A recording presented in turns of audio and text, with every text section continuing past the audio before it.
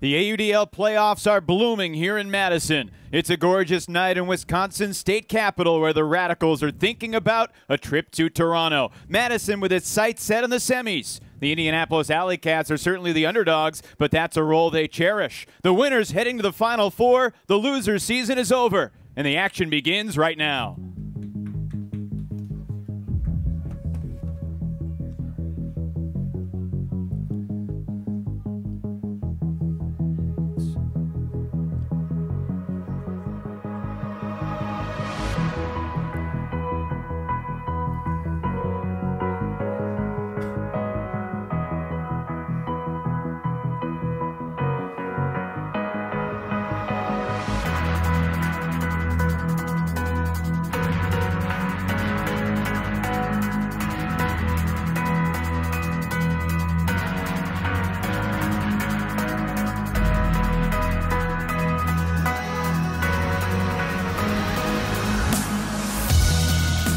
Welcome to Breeze Stevens Field here in Madison, a first-round playoff game for the right to go to the Final Four. The Indianapolis AlleyCats visiting the Madison Radicals, a Midwest Division de facto title game here on a gorgeous night in Wisconsin. And good evening, everybody. I'm Evan Lepler. So great to have you with us. I'm joined by the ultimate experience, Megan Tormey to my left, Chuck Kinder to my right. Thanks so much for making us a part of your night on ESPN3. Guys, a big matchup. Madison's certainly the favorite. Megan, what's your big picture thought coming into this game? This is going to be a very tough game for the Indianapolis AlleyCats. Across the board, they are not as strong as individuals or as a team as the Madison Radicals. However, this is a great opportunity for them to prove to themselves and others that they are not to be discounted. And Chuck, a lot of streaks on the line for Madison. They're 7-0 against Indy all time. They've won 14 straight here at home. What are you expecting? I expect the home team to come out and win. I'm really excited about this matchup. I think both these teams play with a lot of heart. I like seeing teams that are gritty and that when the games count, they bring their best, and I think we're going to see that from both teams. Well, both teams are really eager. Indianapolis is not ready to roll over. The AlleyCats have some confidence, and you look at a number of reasons why on the line. They've got the leading goal scorer in the league. Nobody's scored more than Cameron Brock, and this AlleyCats team is not just a one-man squad. Right, starting with discussing Cameron Brock, he is the biggest threat on the AlleyCats, hands down. His performance makes him a marked man, though. Other teams usually put their best defender on Cam, to little avail. When Cameron is on the field, he is always working, and at a moment or a sliver an opportunity opens, he takes it. He's equally good at starting offensive flow or working off of existent movement. Helping him, however, in his endeavor is Keenan Palou. And these two have been playing together for such a long time. And that chemistry shows on the field. Cameron fairly contributes a lot of his success to Keenan's ability to work around and through the competition's defense with an under-celebrated consistency. Travis Carpenter, the defensive leader of this Indianapolis team. What makes him so good? Well, he sets the tone defensively for the AlleyCats through ruthless and relentless pressure. However, he is no one-trick pony. He's proven himself invaluable on the O-line as well this season. And when you consider his accomplishment this year, it's hard to believe he is only 21 years old, earning him the nickname The Kid. He'll be an exciting player to watch today and in years to come. Defensive leader, but he will play some offense, especially as the AlleyCats are without David Valentine Elam. His wife is getting ready to have a baby back in Indiana. Chuck, as we look at these Madison Radicals, obviously they're the deepest team in the league. They've got 20 different guys who have either double-digit goals or assists. But who are the guys that we should be most looking for at the outset? I think Andrew Brown and Tom Annan quarterbacking this offense are really, really crucial. You can see during warm-ups here, Andrew Brown, one of the celebrated veterans of this team. And the offense has really been smooth. They attack the break side well, and I think you can expect that to continue. As far as the defensive side, a couple of really exciting young guys coming up. Andrew Meshnick is just, every time we've seen him, he's gotten better. He's one of the stalwart markers in their celebrated zone. Meshnick, 4th in the league in Ds, but Graffey, #1 on the team and in the league in Ds. Yeah, let's not forget Peter Graffey. So exciting, great in the air. He's one of those guys, kind of like a Bo Kittredge, who sets up his defender or sets up the cutter and then closes and makes great plays up high. Mike Swain as well defensively. When we come back, we'll have the opening pull here in Madison. The Radicals and the AlleyCats coming up. It's a zip car. I don't own it. I just use it when I need it. The Zipcar has thousands of cars parked all over the city, even 2 on my block. You can use one for an hour or for a day. And Zipcar pays for gas and insurance. It's easy. Go to zipcar.com to get your Zip Card, the key to vehicles parked in your neighborhood and across the globe. For work or play, find a Zip Car near you, book it, And before you know it, you're on the road. cars by the hour or day, gas and insurance included. Join for as little as $6 per month at zipcar.com.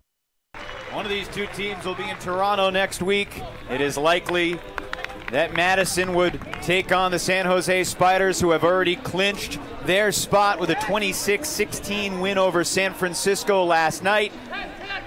Meanwhile, the Toronto Rush are dominating the DC Breeze right now on a rainy night north of the border, 17-6 at the moment, and New York was beating Chicago. So Madison trying to become the fourth home team, if those scores hold, to win and advance.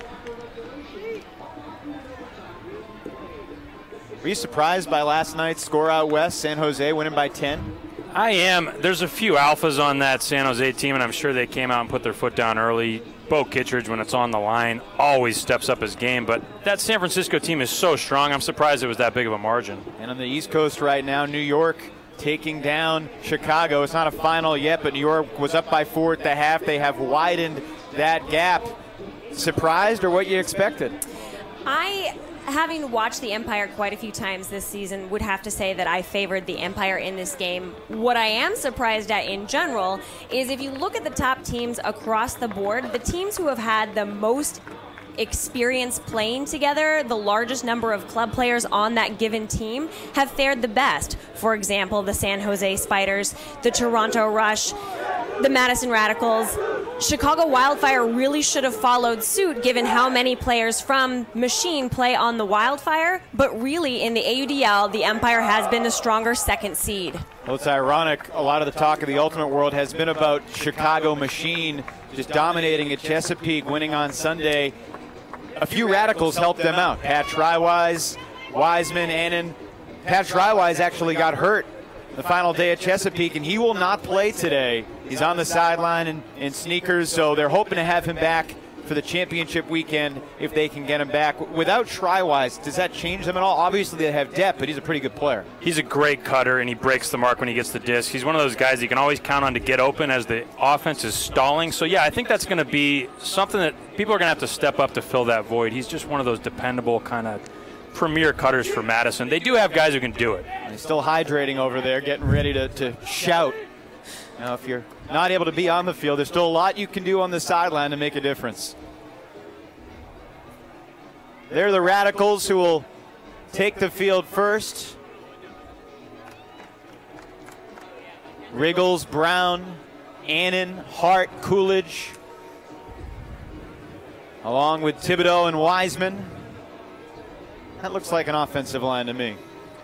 Yeah, those guys can play, and they got a nice crowd to play in front of. There's a lot of pride in the Madison Ultimate community. I think they're going to come out and make a statement here early. Madison went 12-2 in the regular season. Indianapolis went 9-5. Now, these two teams met in the same time last year. Indianapolis got off to a 3-zip start before the Madison Radicals took care of business, winning it 18-15. We'll see Travis Carpenter pull here for the AlleyCats, your officials for this American Ultimate Disc League playoff. John Thibodeau, Jeff Maxted, Todd Eisenberg, and Tyler Gregory. And here we go, the AlleyCats in the white, pulling to the Radicals at home in the blue. The Radicals have not lost at home since May of 2013. Evan, I wouldn't be surprised at all if the AlleyCats came out with another strong start and took the lead early, simply because they're known for coming out hot and fiery at the very beginning of the game. That intensity, however, is always difficult to maintain. And downfield to D, the AlleyCats force a turnover on the initial point.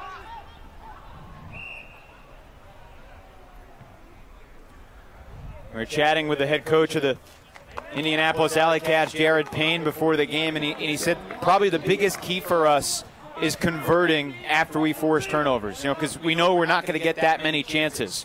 Hart marking Carpenter, who throws it away. Riggles and his 6'7" frame gets in the way like he often does.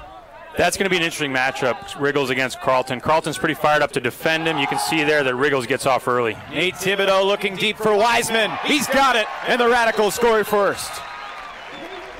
Wow, crazy bid there from number 20. Gets up high, gets into his shoulder, makes a nice bid on a disc that was almost out of reach. Wiseman did a great job standing his ground, however. Plays like that, when you see the defender coming as quickly as he was, it can be difficult to maintain your position. You guys both saw this Radicals team a lot, especially earlier in the year. What impresses you most about them? Is it their depth and that they have so many different weapons? For me, watching the Radicals, I am just amazed at how well they work together.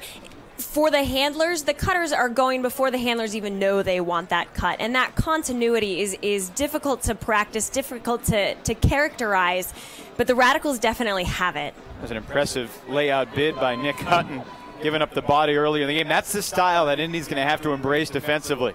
And now the Indianapolis offense, Ventura picks it up over to the guy they call Twan. Twan streaking deep from the handler spot, and underneath, here's Cameron Brock. Nobody has ever caught more goals than him. Carpenter, who played the first D point, playing offense as well. This is Joey Carey, and he looks for Keenan Plute, nothing there. Back across the field for Twan. You look for Twan and Gerald and Ventura to be the primary handlers. Carey and Plute in the middle. And Cameron Brock, although he doesn't have great size, is a dangerous deep threat. This is Carey in the end zone. Right on the back line, he was in bounds, and we're even at 1. Carey's a really exciting player to watch, regardless of the fact that he's the all-hair team in the AUDL. He's got great low breaks. You saw him get it all the way across the field on that low flick. And then you could see him calling for the disc, too. He saw the play, broke down. He said, put it up, I'll go get it. Nice play from Carey. And that throw from Antoine. Antoine is one of the most important additions to the AlleyCats, in my opinion. He added a little bit of breadth and experience to the AlleyCat offense, which has really helped fill some gaps that were there last year. So the first point took 59 seconds. Second one took less than that. How much offense were you anticipating today? Do you think this could be a point-a-minute type game? I thought this would be scrappy. It still obviously may be, but the offensive have come out sharp here. And when they get a look at the end zone, they're putting the throw on the mark. Here comes a junky defense. In terms of the conditions, there's not a ton of wind. What little wind there is going left to right. The Radicals on offense downwind here, but not anything substantial. Yeah, we were throwing before the game. It swirls here. It's really unpredictable, even when it's not blowing too hard. So it's hard to predict where the disc is going to go when it gets up high. Not even a gale force wind could have halted your upside down 55-yard thumber, Chuck. Yeah, that's true. On the verge of the goal line, but the put was very nearly out of bounds, hauled in just barely on the sideline by Madison. Schleicher gets horizontal, makes a nice clap catch. You know, when it's windy, a lot of times the clap catch is your best option. Of course, when you're diving, it's really easy to drop. He does a good job of rolling over the shoulder and keeping the disc secure. He's a guy who I think is going to have to step up without Schreiwise in the game. He's an experienced lane cutter. He can get open. I would expect him and Coolidge to be just getting the disc more often in this game. You see a nice play there. Make sure he has to roll over his shoulder, but he makes sure to not drop. If you jam your elbow down on a clap catch, generally you drop the disc. Not much room to spare on the sideline. Very short amount of time between pulls, and the AlleyCats with their second 0 point. Looks like a junk here. Meshnick running down with Weber, the two big marks. Got Graffy in the back eating up the big stuff. Well, Madison and their coach Tim DeBile has really created this mastermind of a zone, the 2-4-1. Indianapolis knew they had some shots up the sideline, and just like right there, Carpenter to Brock, 2-2. That's big for Indianapolis to see the zone, beat it immediately with something, either the blade down the line or the over the top to the middle of the field. They beat it right away, score the goal. That tells Madison, hey, there's no free lunch here. Indianapolis basically knows that when Weber's on the field, they're coming down with his zone because he's going to be in the cup, the two-person cup with Meshnick. Yeah, those guys are a nightmare. I think the mistake that some teams make is they try to go around on those two guys because they're big guys. Generally, the bigger guys are slower to react. But these guys really read the field well, really read the thrower well. Twitter question, is up on the board here. Yeah, we want to know who you think most deserves the 2014 AUDL MVP award. Let us know at the AUDL with the hashtag AUDL MVP. I don't think Goose Helton is going to three-peat. I think it's going to be somebody else. Goose winning it 2 years ago as a member of the AlleyCats. Last year, of course, with a Wildfire. Wildfire, barring a late comeback in New York, will not be part of championship weekend in Toronto. That score right now, 22-16. The Empire up in the second half on Long Island. Here's Riggles with the disc. And underneath to Annan. Megan, does Riggles remind you of anybody, or is he one of the more unique players you've ever seen? There is nobody like Scott Riggles, that's for sure. And underneath to the end zone, it's Dave Wiseman who hauls it in, 3-2 Madison. I'd say Riggles reminds me a little of the Wooten brothers. If anybody's seen those guys, Joel Wooten, and I can't remember his brother's name, played in Chicago. I think, didn't they win a title? Joel won a title with Chain Lightning, maybe? But big, lanky, athletic, giraffe-looking guys. What about the Mahonies from the old Brown teams? That's true. They're slightly different build, but very tall, especially Colin. Good heavens. That guy's not fun to guard. What is he, 6'6"? Anyone? You speaking from experience? Yeah, he's too big. He's too big to play Ultimate. Get out of here. It's not fair. Here's Madison up line. Wiseman again involved. Not much defense so far, guys. No, I'm really amazed at how smoothly this game is going for both teams. Madison with the best defense in the league, averaging about 15 scores per game. Madison hasn't played for a while. Last win was 28-9 over Detroit. Finale back at the end of June, and well, here's the first turnover. Indy gives it away. Twan trying to hit Cox on a little inside flick. Another turnover. And just a careless drop by Adam Drews. Carpenter wants the deep shot. In traffic. And Plough can't track it down. Swain had the position.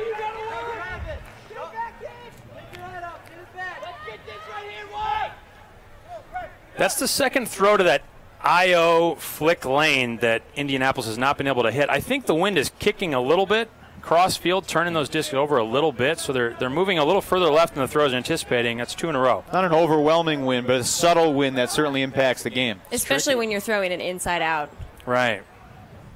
And a big deep shot. Meshnik looking long, and he's got his man. It's Kevin Brown. Brown up the line to the end zone. Skying for the score, Kevin Pettit-Scantling, and the first break belongs to the Radicals. 2 young guys from southeast Wisconsin. That's Milwaukee to Racine there. Nice job by Kevin Brown to get open and then deliver it to KPS in the end zone. It goes up huge with some contact to make the play.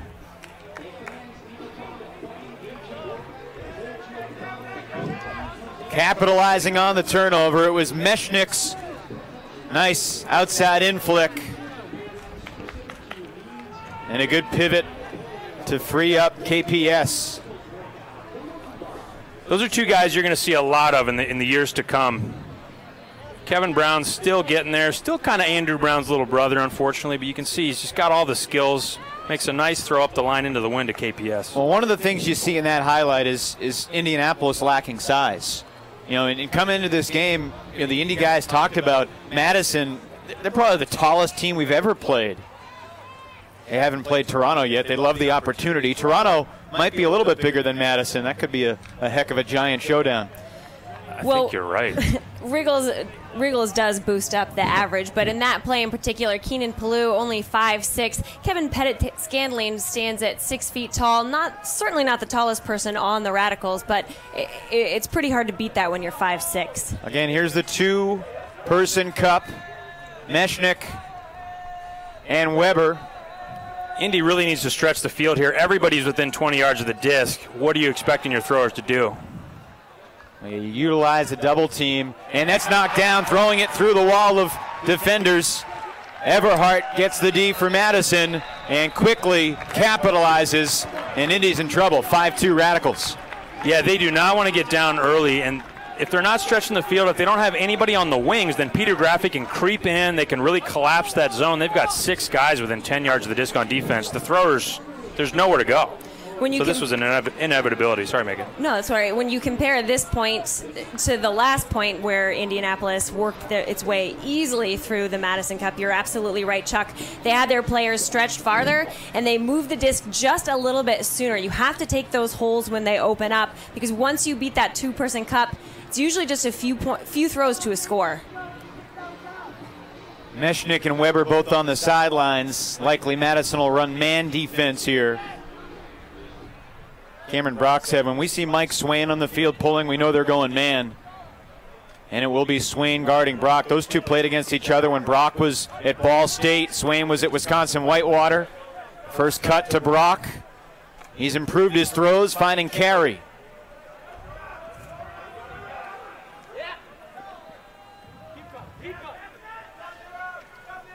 Brian Ventura wants the big swing. Nice swing pass. Peter Carlton threading the needle to Ventura.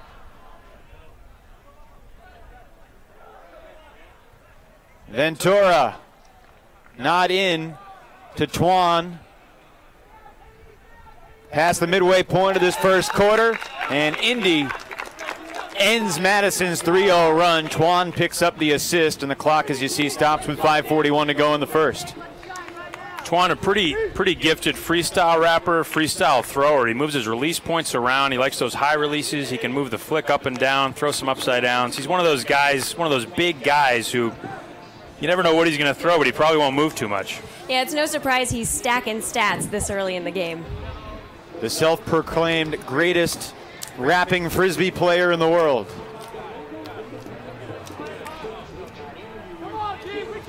He didn't say in this song whether he was better than one person or 2 people. That's a good point. That's fair. Plu was open initially, but then covered up, so he cleared out, creating space. The U.S. Open a couple weeks ago, I was talking a lot about different ultimate statistics, and we need to come up with something that praises the art of clearing out. Because, you know, at this level, it's not about who catches the goal. Sometimes it is, but it's also about who helped to create the space to allow the goal to become. It's really true. We're seeing guys like Coolidge and Schleicher for Madison just exploit the deep space, making very hard vertical cuts, and that always opens up throws. Oh, greatest attempts! It will not come to fruition, but a tremendous effort. And a great crowd has filed in here to Bree Stevens. They enjoyed that one. That was a sick play. Lays out and throws the little, I think that was a little under-the-arm flick. Crowd loved it. Well, they loved it, but it was a turnover, and now here, the defensive line of Indy, this is where you might think about a timeout if you can maintain possession of the disc. That was a nice catch by Spencer Losker underneath with some, looks like some contact in the back. Loskar throws it away after the nice grab on the sideline. And here's where I feel the AlleyCats experience is just not quite enough to handle teams like the Radicals. They have some fantastic handlers, but they need more people down the field who are more consistent with their throws in tough situations like a trap on the sideline. That's a textbook sequence of breaks for the Radicals. Wow. That little step inside bounce backhand break from Wiseman, super sick throw. I like that. It looked kind of like Andrew Brown 2.0. Indeed. David Schleicher hauls in the score from one sideline to the other, just breaking the mark relentlessly. Yeah, it's fun when it works out like that. Wow. Those IO throws are pretty easy to hit, I think, going this way. The wind sort of sets up those little bounce backhands. We notice on the other side, the disc is turning over. On this side, it sits pretty. Looks like the zone defense line from Madison as they lead by 3. You get 2 timeouts per half. In the AUDL, you can sub as many players as you'd like on a timeout.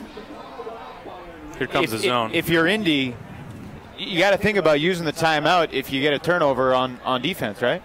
I think you're exactly right. Might as well put in your O-line. Make sure you convert. Wow. Another mistake, bad throw, in and out of the hands of Gerald.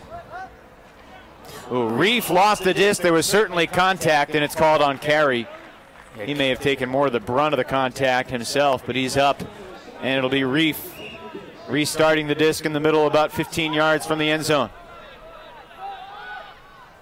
The Radicals shredding the AlleyCats to the break side. Yeah, Indy's got to clean up their offense against this zone. That was a miserable sequence of events. I didn't even see a receiver on that throw. Didn't see anybody in the area.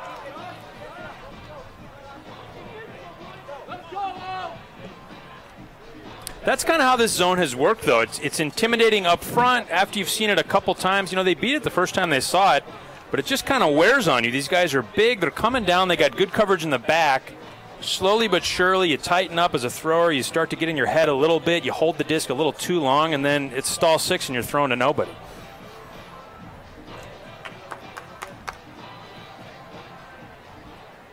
So the Radicals by 4. There have already been more scores in the first quarter this year than there were in the entire first quarter when these two teams met in the playoffs last year. It was a 4-4 game at the end of one. Wow, that's interesting. So certainly the conditions are conducive for offense. And, you know, if you were going to critique Indy, the question is how much defensive pressure can they create? Here's Keenan Blue being chased from behind by Pettit Scantling, and the size prevails. That throw was going OB anyway, but wow, KPS defying gravity again. Yeah, folks who have played with KPS, everybody's pretty high on this guy. He's getting better. He's very athletic, and just from last season to this season, Tim DeBile is fired up about him. Seth Meyer marked by Jarrow in the middle. Again breaks the mark. That was too easy. Meshnick didn't have a guy within 30 yards of him. Finally approached on the mark by Ventura.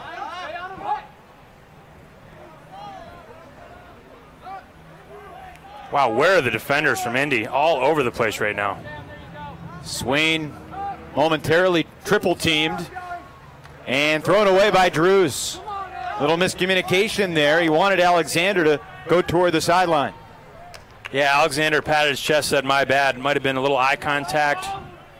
Thought it was a good time to throw to space. You see those We Believe banners?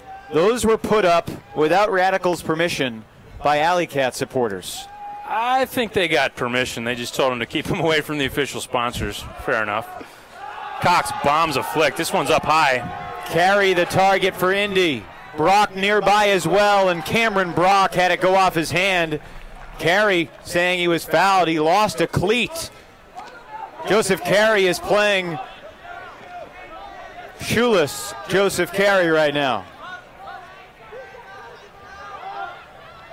I mean, we've all played a lot of barefoot ultimate, but this is a little weird time for it. That's how I started. I don't know that I've ever played with simply one cleat, though. Point belongs to Madison. If that stays in bounds, Meshnick all alone for the score. Some lackluster defense from the AlleyCats on that point for sure, but it also highlights how well the Radicals play together. You see them taking a quick assessment of the field and getting it just about anywhere to the open player. In the words of Dick Vitale, the AlleyCats need a timeout, baby, but you don't want to take it when you're not in the middle of the point, because you want to be able to use that substitution angle. So you kind of just got to grind this out here, right? I think you're right. I think timeout should be used strategically to sub. I mean, this isn't a tournament where you're getting tired. You're playing 8 games in a weekend. Guys are, playing these long points. They have to be used strategically. So you don't want to just burn one because you're looking flat. I disagree. I think that might be a strategic use of a timeout for the AlleyCats in this position. They're down 5 points in the first quarter, and maybe a good pep talk is what they need. I abstain from the vote. Oh, my. Carlton's got to get busy. He's breaking the mark with these backhands, but he's one of their bigger, more athletic downfield guys. I think he needs to somehow get the disc downfield. How much does Madison's ability to change the looks defensively hurt Indy in its quest to get into a rhythm offensively? Well, that's the goal of any good defense, right? It's just to take the offense out of their element. Graffy tracking this against Cameron. Oh, Cameron Brock hauls it in and spikes it emphatically to try to fire up the AlleyCats. I think Madison will take that. Graffy versus Brock in this situation. Cameron Brock proving why he scored more goals than anybody in the AUDL, but an athletic play by Graffy to make this close. I think Indy will take this too. Cameron Brock is the man. If you weren't aware of that fact, he just reminded you that he catches more goals than anybody in the history of the league. And watch this. This is right where Graffy wants it. He's an athletic leaper. Brock puts his left shoulder right in his solar plexus and says, "You're not getting this disc, so back it up, buddy." What was the key for Brock making that play? The key for Cameron Brock making that play was the timing of that cut. Obviously, he had position over Peter Graffy by a hair, but making sure he accelerated at just the right time put him in the prime position to catch the disc over Peter. So first O point for Madison in a while. Here's Wiseman into the middle of the field for Thibodeau and back to Brown. Now Annan. The boomerang to the end zone. Riggles! That was incredible. Scott Riggles used every inch of his 6'7" frame to get horizontal here.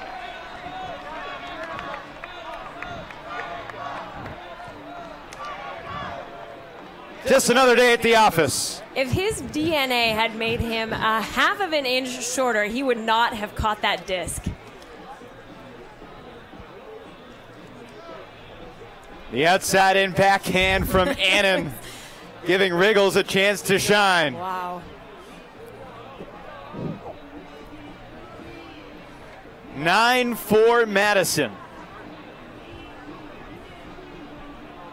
Here's the question I got for you, Megan.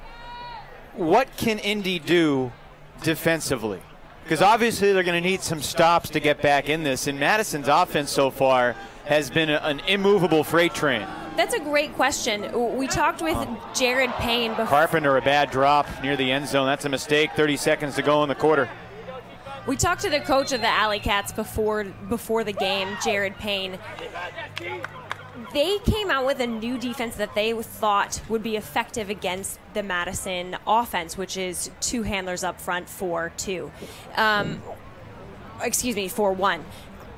I think they need just a little more time to refine it, to hone in on it. It may not be a lost cause, but it's really hard to come out with that during a game and make it work. Careless mistake there by Carpenter. And the question here is, was this a travel or was this a timeout call?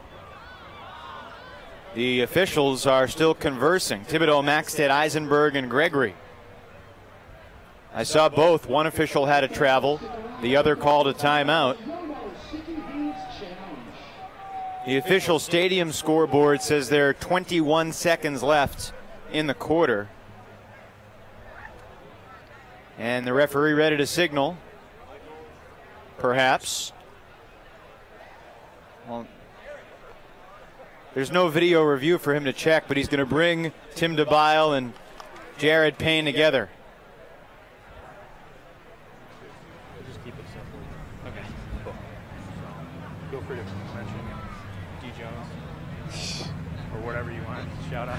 Okay. Yeah. Be nice if we were included in that little conference, wouldn't it? Well, Chuck's down on the field. Maybe we should have him inch closer to the... Chuck's too busy socializing down on the field. Asking Kevin Pettit-Scantlin for some tips. He's a good choice to ask, but... So about 20 seconds to go in the quarter. And now a timeout will be offered for Madison. So we'll take the quick break. The Radicals will keep the disc by 5. 20 seconds to go in the first quarter here in the AUDL playoffs on ESPN3. I missed my graduation. I sleep so we could drill. I missed anniversary, Father's Day, Mother's Day, Valentine's Day. I missed my final exam. I missed some plane flights. I even missed my parents' anniversary. I missed a lot.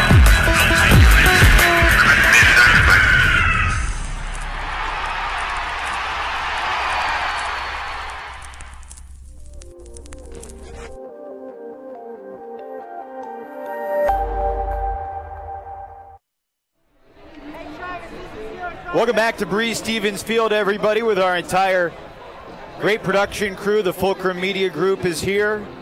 My name is Evan Lepler with Chuck Kindred and Megan Tormey. The Radicals were called for a receiving travel, which will push the disc back 10 yards, and then the timeout was awarded. So Madison will be in the shadow of its own end zone here. It's gone final in New York. The Empire have ended Chicago's season. 22-19 was that final. So the New York Empire are going to Toronto. Who will they face in the semi? Probably Toronto. The Rush are up big, 22-5. So it looks like a Eastern Division semifinal, Toronto and New York. Madison, if they win, would take on San Jose. 5 seconds in the quarter. Letting it fly. 2 defenders there. In pursuit, Thomas Coolidge. And Indianapolis denies the Radicals at the end of 1. Really the first good defensive play we've seen from Indy. And that was by number 2, Rick Gross, who was unsure whether or not he was going to be able to play this game. He was played in the Sunday game rematch against the Minnesota Wind Chill that was rained out earlier this year. Got a deep bruise on his knee, and it's been kind of just day to day. Indianapolis gets the final D of the quarter, but not much defense to speak of as the Radicals put 9 on the board. It's 9-4 at the end of 1, and Chuck Kindred is down on the field with Kevin Pettit-Scantling. I'm here with my MVP of the first quarter, Kevin Pettit-Scantling. And Kevin, you had a big first quarter. You had a couple nice Ds in the air. What was working for you on defense? Well, Plu's a phenomenal athlete.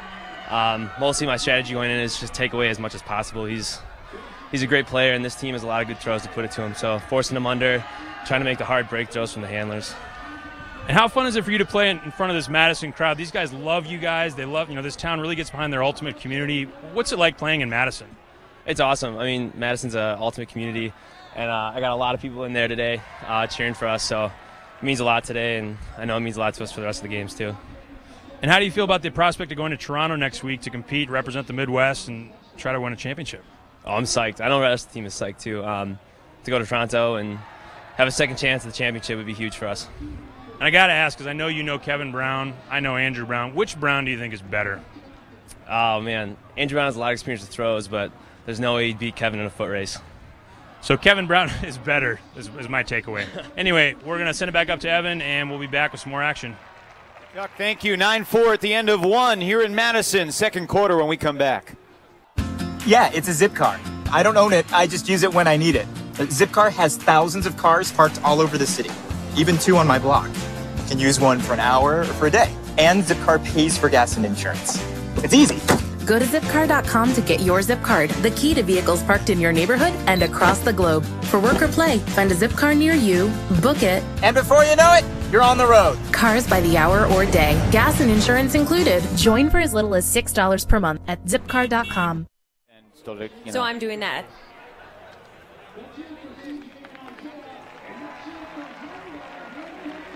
$12 down, 36 to go here in Madison.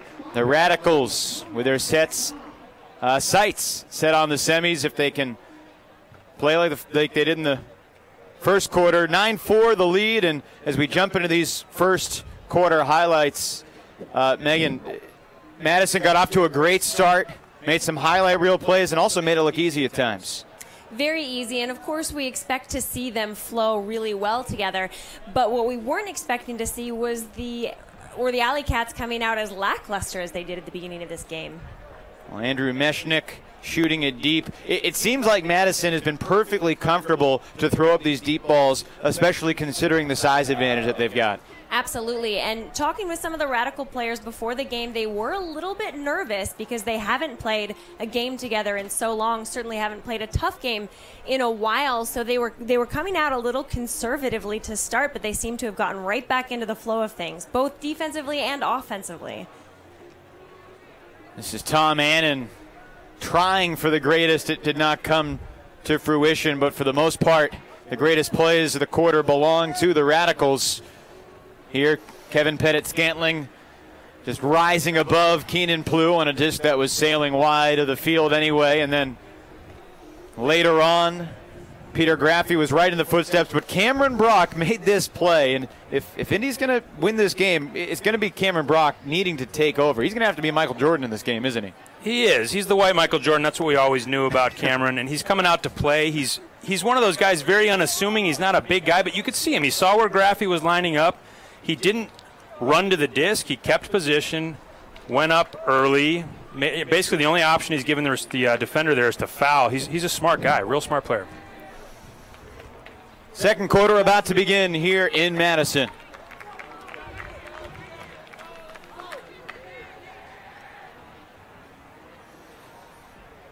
It's been a pretty crazy week for Indianapolis. They had to make up their final regular season game at Minnesota. A long drive, waking up early this past Sunday morning, driving about 10 hours, playing the game at 6 o'clock Sunday night. They lost. If they had won, they would have been going to New York. Instead, they had to come here. Most of the guys in their team didn't get back home until 6, 7 a.m. on Monday morning. And they were not working with a full roster that game. They didn't have quite enough people who could make the commitment to going and playing such a late Sunday game because they got back in the morning and people would have missed work. Big layout from Kevin Pettit-Scantling into the back leg of Keenan Plew. And KPS gives Keenan the disc. 10-yard contact penalty. Sick bid there from KPS. Comes hard, catches the disc. Strip called. Plew initiates the possession. Carpenter looking deep for carry to the end zone. He's got it.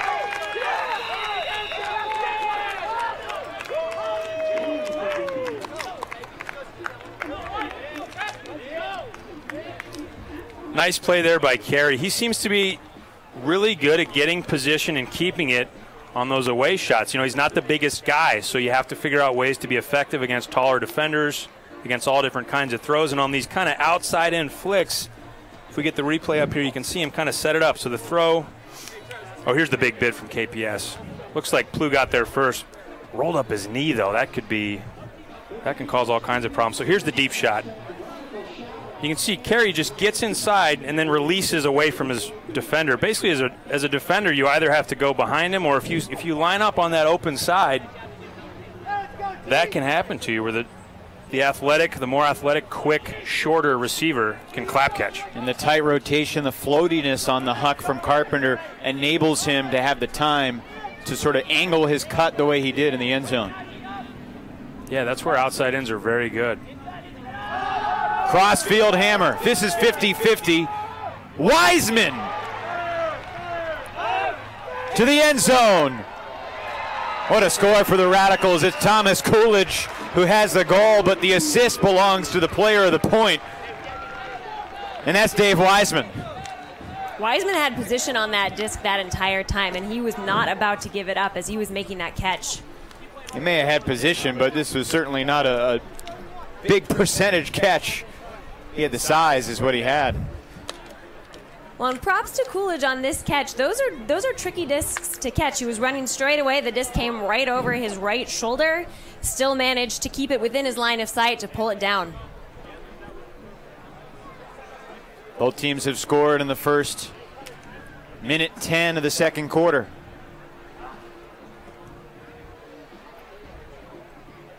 You guys surprised by what's unfolding in Toronto right now? Looks like the DC Breeze are getting blitzed by the Rush. Not surprised to see the Rush ahead by any means, but the Breeze have put up such an impressive showing so far this season. I am a little surprised to see them folding so easily. Right now the score 25-6 in favor of Toronto. Yeah, that score is a little more indicative of what we might have seen from them last season. You could credit Meshnick and Weber with half a D each right there. Everhart triggers possession. Wilson sets it up to Whitehead.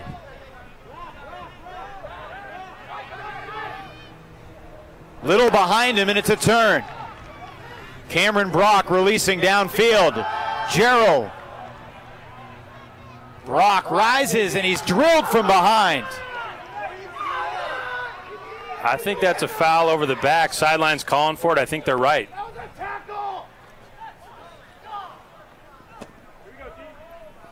Referee said play on. That was nearly a travel there by Everhart. Meyer marked by Carey. You mentioned the all-hair team before. Who else is on that team? Definitely not Bo Kittredge. I'll have to give that some thought. Who's an all-hair player? Let's put that out to Twitter. Hashtag all-hair AUDL. Who you got?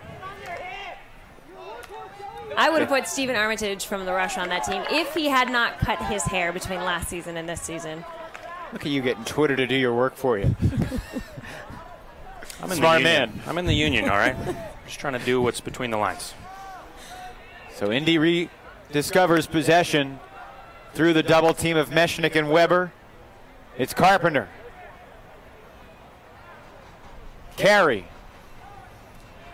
to Gerald. Now Ventura trying to find a lane to the end zone, and Indy within 4. 10-6 Radicals. Really one of the first back and forth points we've had there. Perhaps a good sign for Indy that they were able to create some turns. Well, this is a scrappy team that wins close games, so I think it is a good sign. They want this to be a mess. They want this to be a team or a game where any team can win. I really like this cross-field cut. I'm not sure if we're going to get a look at it here, but we were talking about how cuts downfield can set up the cut that actually gets thrown to. And you can see Carey comes blitzing across the screen here. I believe this is the one. Here comes Carey all the way across. The whole defense shifts to our left, and that leaves the right up the gut throw for the goal. That's exactly what you want to do. You want to be a distraction. You want to suck the defense in, open up one of your teammates for a goal. And it's another score for Cameron Brock, who was scoring a lot of goals in high school, but that was on the soccer field. He set his high school record with 28 goals, playing in one of the best conferences in Indiana. Played at Ball State and graduated there 2012, and very nearly didn't try out for the Indianapolis AlleyCats. Didn't think he was good enough. Then all of a sudden he was starting on the offensive line with a guy he had watched on YouTube many, many times in Brody Smith. The first game he played, he was really nervous. What's going on here with these referees? Not sure. I don't know. The circle of trust right now in the middle of the field. I got to be honest, I'm really surprised at the DC-Toronto score. That is shocking. I mean, I thought Toronto certainly is the favorite, and when the games count, we've seen them time and time again come out, but DC is a good team with a great coach and 2 of the premier stars in the league. What's going on? Yeah, I have to wonder if we don't know the entire story. I don't recall reading that any of their key players were going to be absent from this game, but the score would suggest that some people were gone. Well, they played twice in the regular season. The season opener down in D.C. was close the entire way. Toronto ended up winning by 1. That was nearly the Rush's first loss. Wiseman shooting deep. Schleicher comes up just short. Expected Toronto to face more of a challenge from D.C. Again, if this score holds, Toronto would play New York in the semifinal, and the other one would be Madison and San Jose, a truly heavyweight showdown. If you missed it last night, the Spiders beat the Flamethrowers 26-16. The Spiders won each and every quarter of that game. And speaking of winning quarters, there have only been 3 quarters all year that Madison lost. Think about that for a second. 4 minutes into this one, the Radicals back up by 5. It's 2-2 here in the second. Taking advantage of the mistake near the end zone. 3 quarters in a season. I had no idea. That's dominance. This Madison team is just so deep. They've got 16 different players that have at least 10 goals. And then they also have 16 players who have at least 10 assists. And those aren't the same 16. They got 20 guys who have double digits in one of those categories. And, they could lose a guy like Pat Schreiwise, and clearly, I'm sure they'd love to have Pat on the field, but it's not like they're missing him too much at the moment. Pat got hurt laying out on a rock at Chesapeake, needed 6 stitches. But they thought it might have been worse initially, so they are expecting or they're hopeful to have him back in Toronto next weekend, should they hang on. Right in front of the We Believe banners that the AlleyCats hung up, despite their 0-7 record all-time against the Radicals. Carpenter endured the contact, and now a 10-yard violation against Kevin Brown. Nice job by Carpenter to close out there. He saw the bid coming. It was a great bid, and he secured position. Really well done. Ventura inside out, and Brock is in. When you watch Cameron Brock, what's the key to how he gets open? Because, you know, he doesn't look like the most intimidating physical presence. He doesn't look like Bo Kittredge or Goose Helton or Andrew Meshnick or Peter Graffi. What's the secret for Brock? That's a great question. When you watch him against teams that are not quite as strong as the Radicals, he makes scoring look easy. It's as though there's no defense at all. But he proves how dominant of a downfield cutter he is in games like this. You see him make snap-second adjustments. He's always looking for that open space, no matter how big it is, and he'll put himself in it. Just pure quickness? I think he's one of those guys, when the disc's in the air, he looks hungrier than everybody else on the field for that disc. Some guys are out there, they want to make a flashy pay. Some guys like to get in the end zone, they're trying to do the right thing for their team. And some guys look like insane maniacs who want the disc more than anyone else, and they'll kill anyone in their way. Bo gets that look in his eyes at the end of games, and I feel like when the disc's in the air, Cameron just wants it. I look forward to seeing your all-maniac look-in-the-eyes team. Maybe you can get Twitter to help you with that one. Got some work to do on these. Did you know Cameron Brock is one of the top World of Warcraft players in the country? That makes tons of sense. Big catch going deep. And Coolidge got hammered after making the big sky. Yeah, Evan, you asked, does he look like, he doesn't look like the most intimidating physical presence, but he does look like the kind of guy who might be in the top 10 for World of Warcraft. Not to be rude. And yet he scored more goals than anybody in the history of this league. Nick Hutton again throwing his body around. Coolidge will center the disc on the front goal line. It's another nice two-handed catch. Straight stack in the end zone. Wiseman dumps, and contact was called on the thrower. So Madison will sacrifice the yards. Not a huge penalty right there. Contact on the throw. I guess Coolidge is going to have to keep the disc. Right, I would think so. And he'll have to back up. Interesting. I wonder what he did. Did he push off to get that little flick off? May have gotten a little away with a little push off. Interesting. Andrew Brown throws and goes. Does an about face, and Annan reverses back for Coolidge. Scuber. That's Thibodeau to Annan. Over the top, and it's turned over. Rick Gross there defensively for Indy. Great read by Rick. He saw that coming. He released his assignment. Ate it up. An opportunity for the AlleyCats. Riggles with a big mark. The deep shot to the cusp of the end zone. Hutton finds Gross, and the AlleyCats break. Giving Gross the bookends on that play. Thibodeau looked away for just a split second, not sure that disc was coming to him. Gross said, if you don't want it, I'll take it.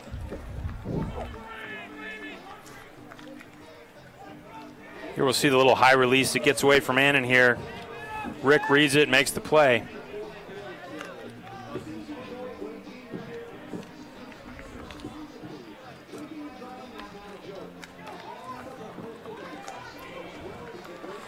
And again, it's Carpenter letting it fly. Yeah, I like the decision. Annan kind of bit underneath, trying to play some help D. As soon as he rocked his weight underneath, the throw goes up. That's kind of, if you're going to throw it, you got to throw it right then. That's a smart play.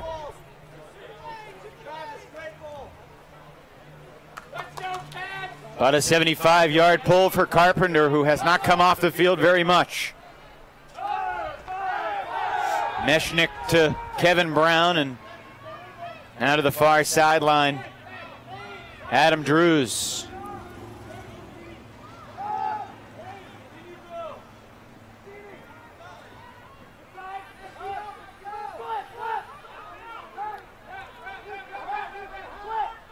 Kevin Brown again, and he turns it over. Indy with another opportunity. Broderick battles through the double team. And timeout called by Jared Payne from the sidelines. The AlleyCats are sensing a momentum shift here. 4.5 to go here in the second quarter. The AlleyCats have trailed by as many as 5. They could be back within 2 if they score when we come back here in the AUDL playoff game. The last spot in the Final Four on the line. Don't go away. I missed my graduation, practice, sleep so we could drill. I missed anniversary, Father's Day, Mother's Day, soccer game, Valentine's Day, Saturday. I missed some playing place. I even missed my parents' anniversary. I missed a lot.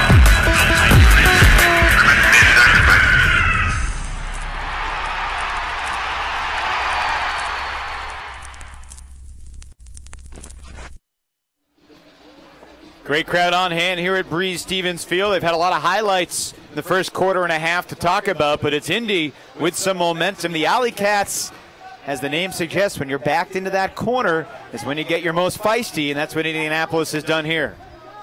It's true, the metaphor fits. These guys are scrappy. They're in a street fight kind of mentality. They're out here trying to take something that doesn't belong to them. And they did, I think they did what you said, Megan. They called a timeout, substituted in their O-line. And I would love to see literally any throw go up right now to the end zone. Cameron Brock against Peter Graffey. I could watch that on repeat all night. That's the leading goal scorer versus the leader in D's. Carlton in the middle for Ventura.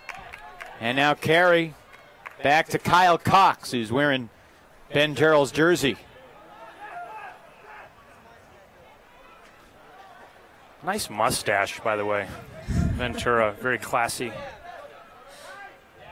Well, tune in the second half to see if Ventura makes Chuck's all-mustache team. Here's Plew on the brink of the end zone to the guy they call Keenan Plew 2.0, Joey Carey. And now Twan looking to wrap his way into the end zone. Instead, he misses a beat. Turns it over. Twan looks out of sync tonight. Couple careless turnovers. Timeout Madison. The Radicals will get their offense back on the field. Guys like Brown and Coolidge and Schleicher and Wiseman and Hart will take the timeout as well as Carey comes up empty.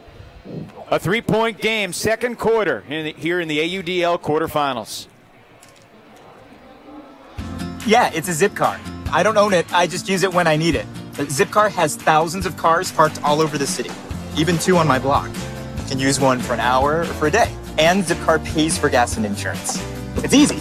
Go to Zipcar.com to get your Zip Card, the key to vehicles parked in your neighborhood and across the globe. For work or play, find a Zipcar near you, book it, And before you know it, you're on the road. cars by the hour or day, gas and insurance included. Join for as little as $6 per month at Zipcar.com. Madison with the disc, 3:46 to go, second quarter. Here at Breese-Stevens Field, Evan Lepler with Chuck Kindred and Megan Tormey. Great to have the whole gang together. We're very excited to be in Toronto next week. The 2 semifinals on Saturday, and then the 3rd AUDL championship game on Sunday. Any early predictions, folks? Got San Jose all day. I agree with Chuck.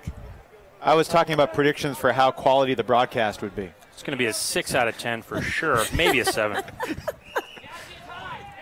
We aim for the stars.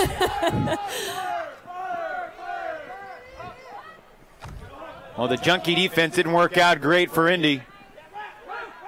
Wiseman with the double team approaching goes cross field for Annan. What impresses you most about Tom Annan? He's just so chilly, and he's got a bomb from the forehand side. I really like watching just his touch, how calm and collected he looks even under a lot of pressure. Say the same thing about Andrew Brown. Right. He's been playing catch with Annan here. That's a good point. Right through the hands of the clap catch try from Coolidge.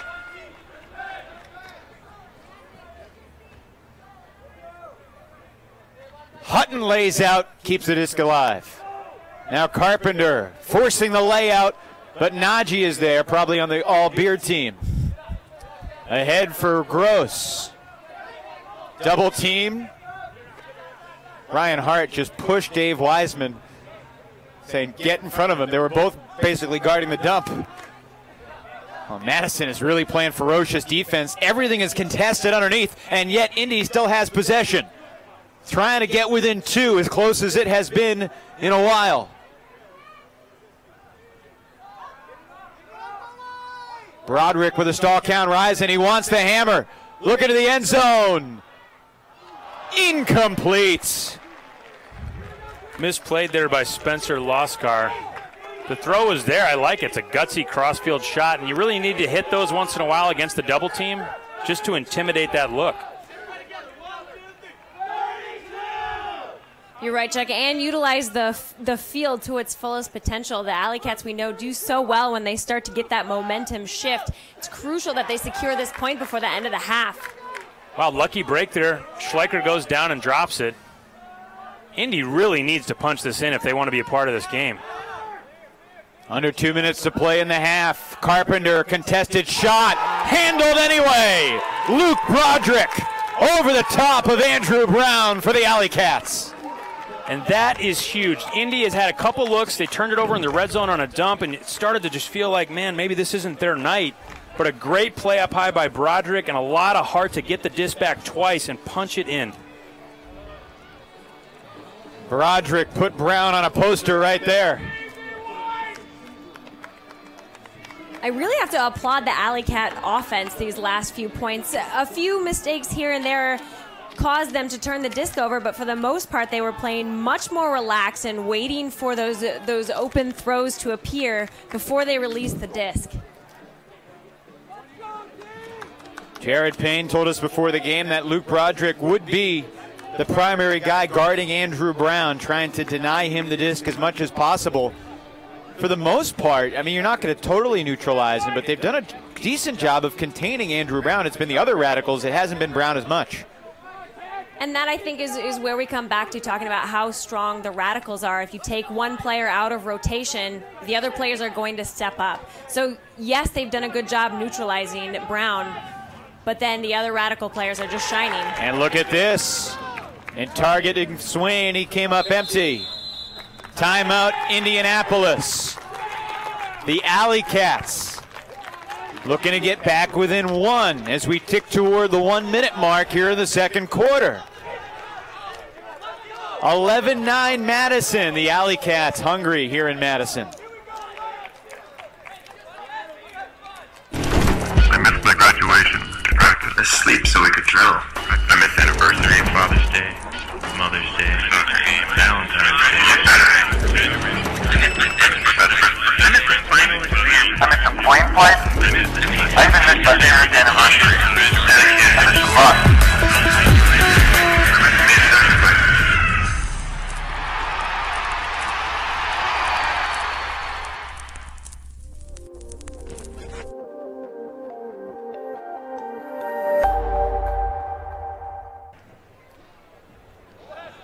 '14 AUDL Championship Weekend next Saturday and Sunday in Toronto. 2 semis on Saturday, the championship game on Sunday. Madison versus San Jose, a presumptive semifinal. However, Indianapolis is not presuming anything with the disc down by 2. Late second quarter, and the offensive line for Indy with Twan and Ventura, Carey, Cox, Carpenter, Plew, and Brock.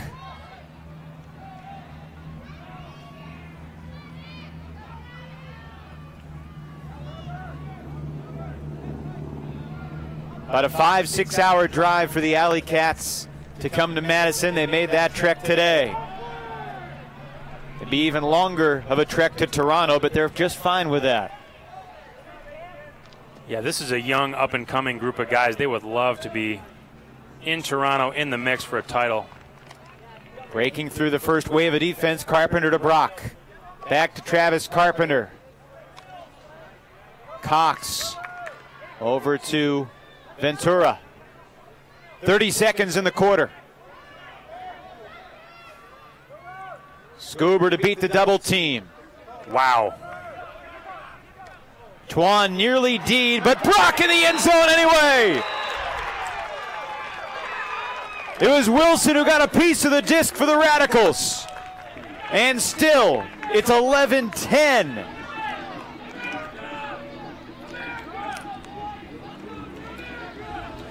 How about that? You know, I'm a little surprised there for them to get the D, or at least tip the disc, and Brock still have plenty of space to go get it. Someone should have been a little tighter on Cameron. Another score for Brock. He had 76 goals in the regular season. He's now over 80 on the year. Pretty big, important 20 seconds of defense here. Conversely, Madison would love to snap this little Indy run. 15 seconds.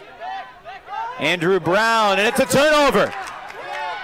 With 10 seconds in the half, Carpenter over the top. Hammer to the back of the end zone, defended by the Radicals. And Madison will take a 1-point lead into the half.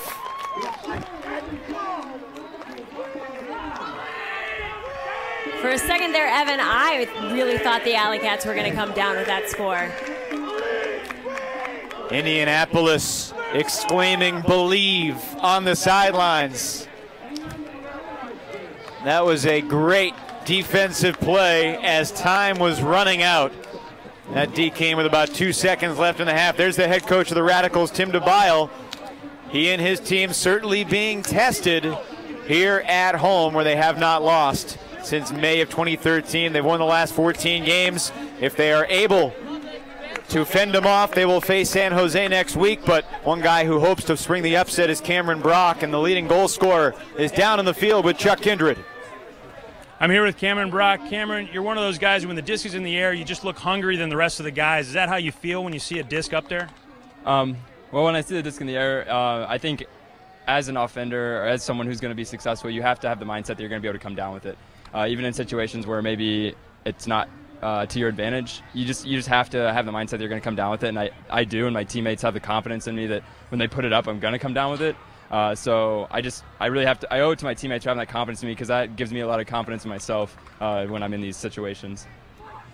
And I've heard the nickname the Cardiac Cats. You guys seem to like to be in close games and really scrapping.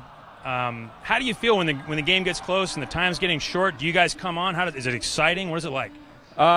There's some type of mystical energy that comes from us. I don't know. It's like, it's not the most fun because, you know, we were down and things weren't looking too good for us there for a while.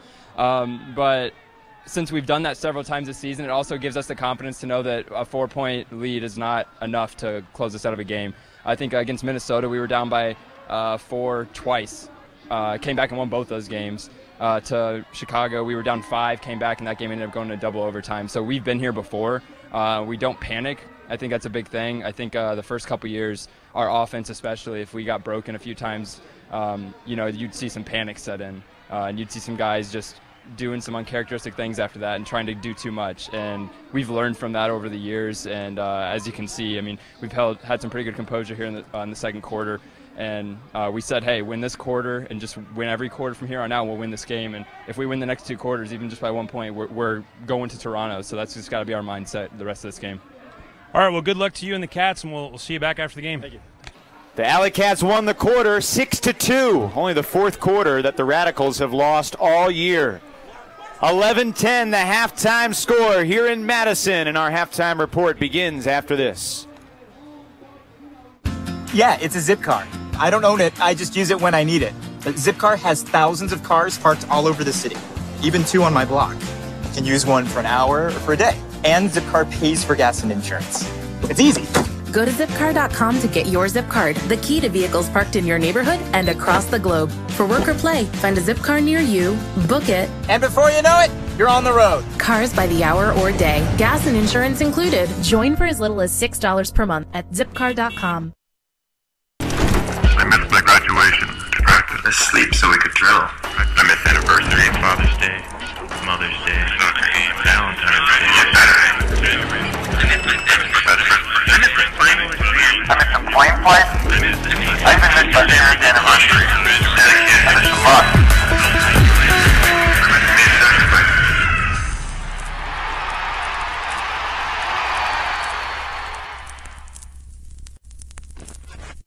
The Radicals 11, the AlleyCats 10. Things are getting tight here in Madison as we welcome you back to Breese Stevens Field. And we welcome you into our broadcast location. Evan Lepler, pleased to be joined by the owner, the coach, and former player of the Madison Radicals, Tim DeBile. We're here to talk about championship weekend and other stuff for the league. But first and foremost, your thoughts on how the first quarter went and how the second quarter went.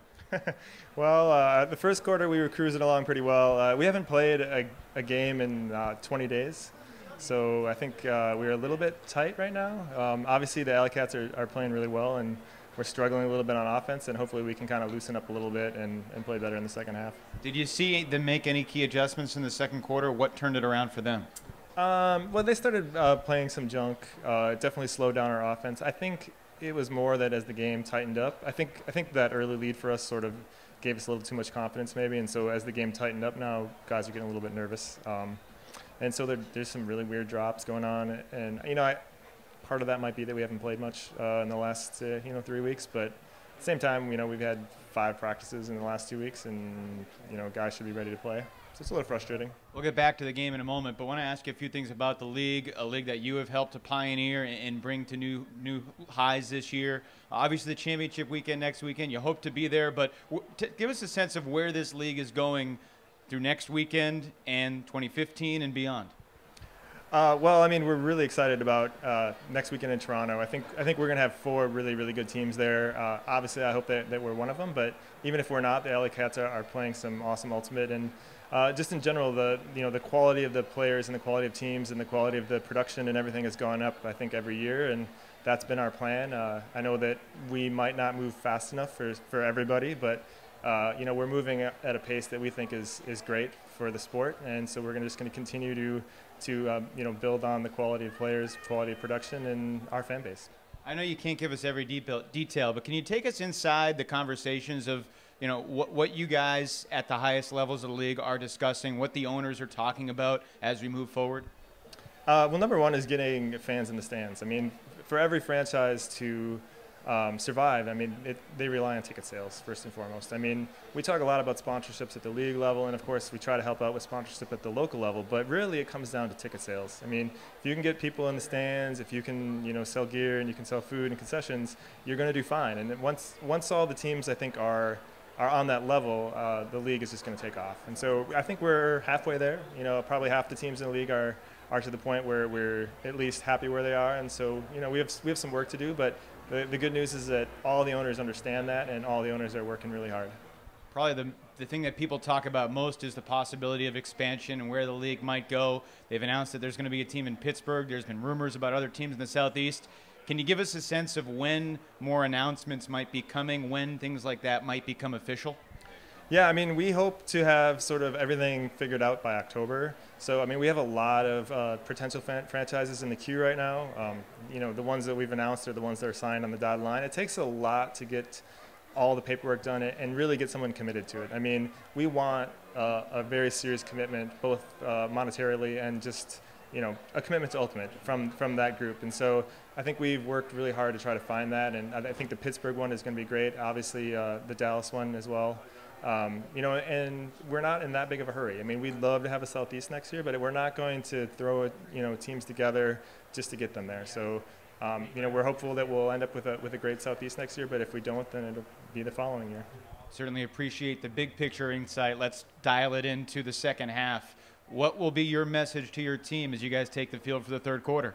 Just relax. you know, offensively we've just struggled a little bit in that quarter. Guys looked tight. There was, you know, weird cuts, weird throws, early throws, stuff that I haven't seen us do much.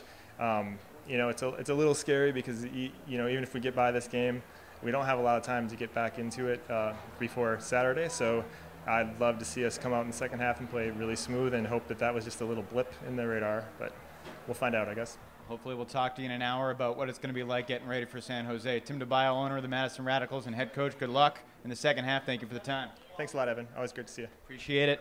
We will come back here to Bree Stevens Field in just a moment. Chuck and Megan will rejoin me. 11-10, your halftime score. It's a one-point game, folks. Indy within one at the break, and our halftime report continues in just a moment. I missed my graduation, practice, I sleep so we could drill. I missed anniversary, Father's Day, Mother's Day, soccer game, Valentine's Day, Saturday. I missed the final exam. I missed the point play. I even missed my parents' anniversary. I missed a lot.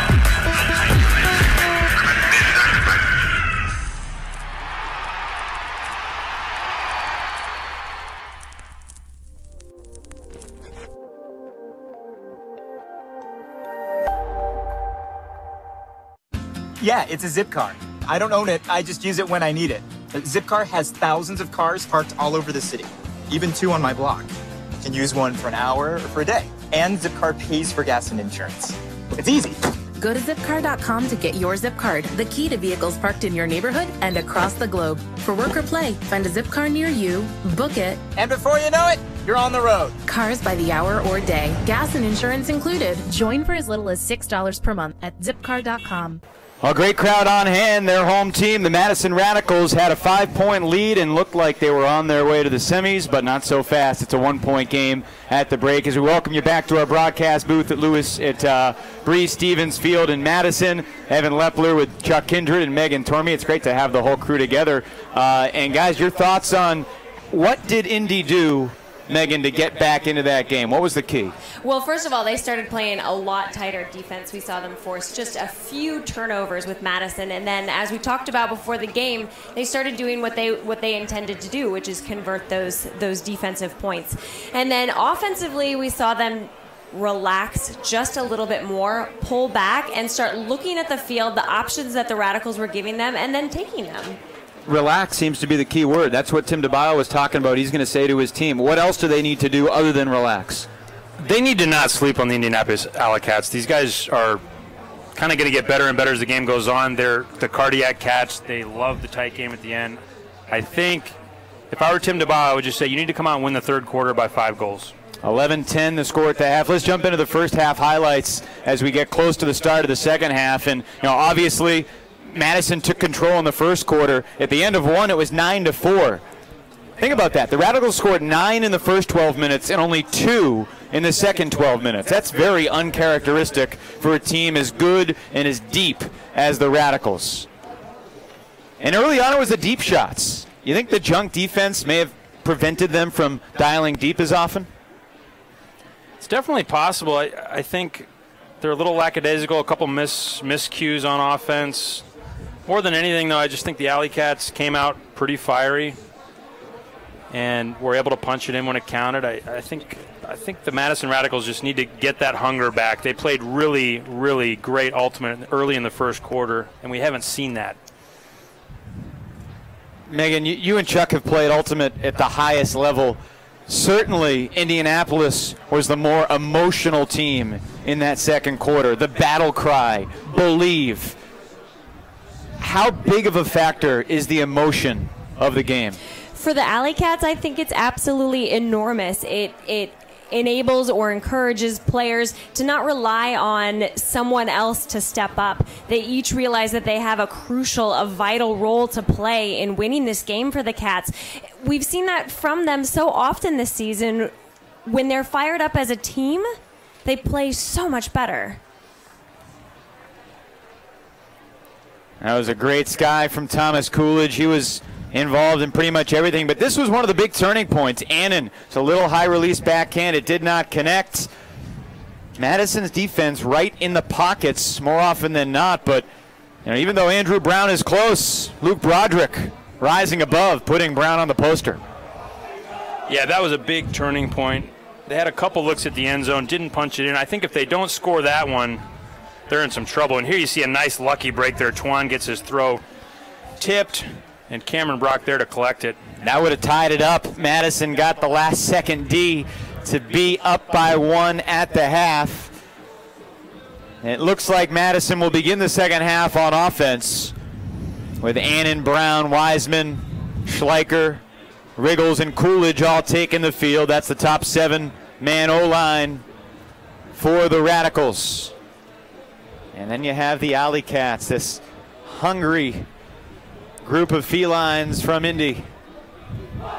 Yeah, it's well said. And they're also, a lot of these guys are just sort of unknown entities. They're from Indiana colleges. They're all pretty young, especially the leadership. Well, they could break onto the scene this year. They're young. And with that said, this is their 3rd year in the AUDL playoffs. Yeah, stats don't lie. The sun beginning to set, which means it's baking right in our eyes, as you could tell from looking behind us on the live shot. Indy will take the field defensively with Haitshu, Najee, Broderick, Hutton, Carpenter, along with Peter Carlton and Spencer Loskar. This Indianapolis team had never beaten Chicago before either, and then back on April 19th, they took down the Wildfire on a Sunday, which Cameron Brock said after the fact it was much more of a mental victory than a physical victory, because it proved to us that we could beat this team that had won the division last year in the regular season. And of course they played that great double overtime classic in Chicago a few weeks after that. Chicago won a game that truly was a 50-50 struggle.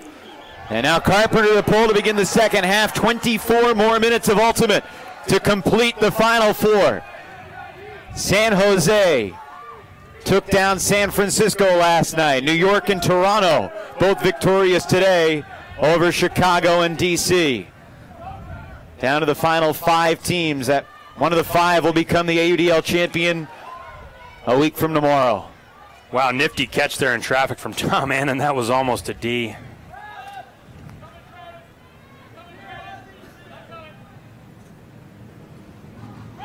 Brian Hart. Now Coolidge for Brown, who's been playing tons of ultimate, both with the Radicals, going to Worlds with Furious George, also playing with Madison Club. For Riggles in the end zone. A clockwork play from the Radicals. 12-10 Madison. We do want your input.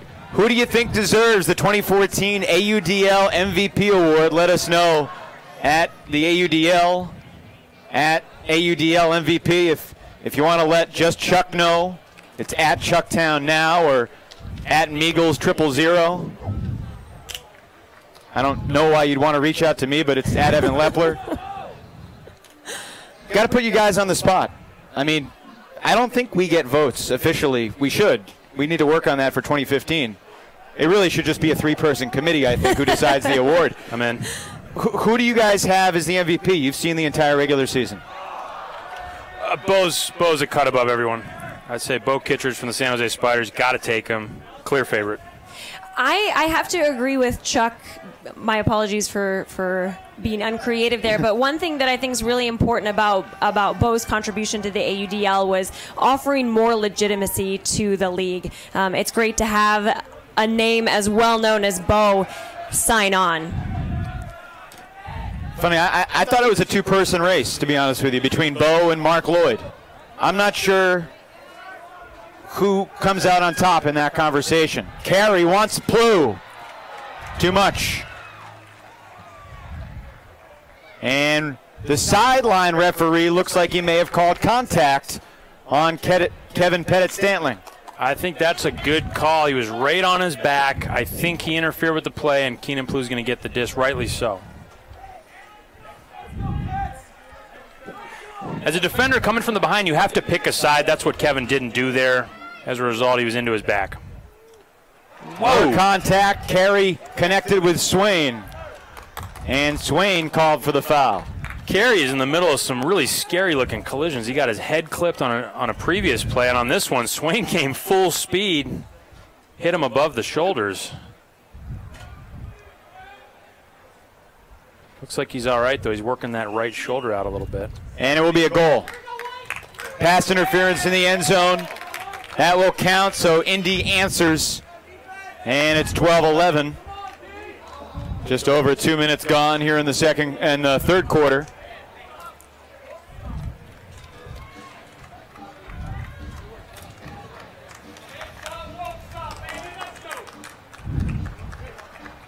Now we have the luxury of being very close to the Indianapolis sideline in our booth. And the energy from the sideline, there's a disparity between the Indy sideline and the Madison sideline right now. Yeah, you know, it's hard when you're the favorite, when you're supposed to win. It's hard to just keep that humility, keep that hunger, and keep playing like you mean it. And, you know, Indianapolis is coming out here. Nobody expects them to win. They're on the road. They lost to these guys last year. You know, they're the 3 seed. They're not supposed to win this game. There's no expectations on them, and they're just coming out and playing loose and having fun. And unfortunately for Madison, you know, if you tighten up and you start to buy into your own hype, you can really underperform. Andrew Brown will pick up the disc, guarded by Cheek. It's basically that 2-5 offense with the 2 handlers, 5 cutters downfield. Love that bid there from Nick Hutton. Spot bids are so difficult. You have to be very decisive and just go big. That's what he did. Almost got it. Riggles always looking for that lefty flick. There it is to the end zone. And he's got his target. It's Nate Thibodeau. Thibodeau in the end zone for the Radicals. Every time I see Riggles get the disc, and when he's not in the end zone, I'm thinking lefty flick, lefty flick. And as a mark, you know, you're primarily marking right-handed guys. You're not used to that quick break to your kind of righty backhand side. Riggles is so fast, and he's always looking for it. You got to adjust. You don't have time to reach, especially when the guy's 6'6". Even if you try to adjust, there's only so much you can do. That's right. A lot of it is the downfield defender's responsibility, and well, after Riggles makes the play underneath, this has so much size on Carpenter. Yeah, this is open side. This isn't really the perfect example there. The defender's out of position downfield. But when Riggles got the disc against a forehand mark, a righty forehand mark, I should say, it's trouble. Carey loses yardage to Twan, who scoobers for Carpenter. Keenan Plew for Cameron Brock. And now Kyle Cox, whose cleats are taped up with some pink duct tape. They're not broken, they just need pink duct tape. We believe. Cox looking at that hammer over the middle. It looks like it's there. It's a little bit of a tight window. But you can see Cameron Brock downfield stretching Graffy really deep, which opens up those mid-range shots. Here's one right now to Keenan Plew. And Plew finds Brock wide open. Cameron Brock one-on-one, face guard, you're done. Leading goal scorer in the league, gets open easily. Nice job by Plew, finding Brock. And not exactly like a typical S-cut there, but basically go one way, make the defender bite, and then reverse direction, and an easy score. Yeah, they say that's kind of that front of the stack, end zone, offense cut. It's really not a question of whether the cutter can get open, it's whether the cutter can get open on his first cut. I mean, if you go back and forth, eventually you're going to be open, even against the best defenders if you have good speed. Graffy on an island, not able to do it there. You know, when I thought about at the beginning of this game, the leading goal scorer matching up against the leading defender, I really thought it would be a little bit more like an immovable object meeting an unstoppable force. So far, you know, Graffy's been pretty quiet. Indy has not basically given him a lot of chances to just play strong safety. Yeah, he had the one high D against Brock. There's a little contact. I thought it was a foul, but he did play it well. Other than that, yeah, pretty run-of-the-mill night from Peter Graffy. Big bid underneath. Another big bid from Hutton. He is hungry for a D right now. Radicals finds Brown barely with Broderick in his pocket. And in underneath. And now Radicals. Again, the lefty flick for Coolidge. Into the end zone. David Schleicher completes the score for the Radicals. Smart play there from Coolidge. Gets it and immediately dishes it up line to Schleicher, who had a little bit of separation. If you wait a half a second, if you set your pivot foot, the defender has a chance to close and adjust. If you throw it in stride, defender has no clue until it's already over. So Schleicher's stepping up. He's the guy that came to mind when you think of Schreiwise being out and there being a hole to fill downfield. Schleicher's kind of the perfect fit, and he's come to play today. The AlleyCats doing a good job of trying to stop throws just like the one you described, Chuck. Also laudable, their layout attempts not really impacting their ability to pop up and get on the mark. That can be incredibly costly to lay out on an in-cut. You sometimes give that person the entire field to throw with. Miscommunication. Plouffe was going deep. The throw was released, and Kevin Pettit-Scantling, another layout D. Having a breakout game today. KPS is hungry, makes a nice clean D.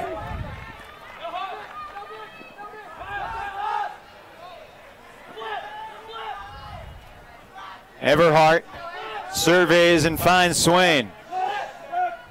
And in the slash cut from Everhart.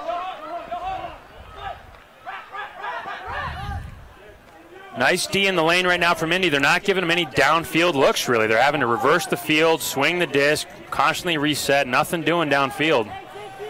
This would be the first break of the half if the Radicals could convert.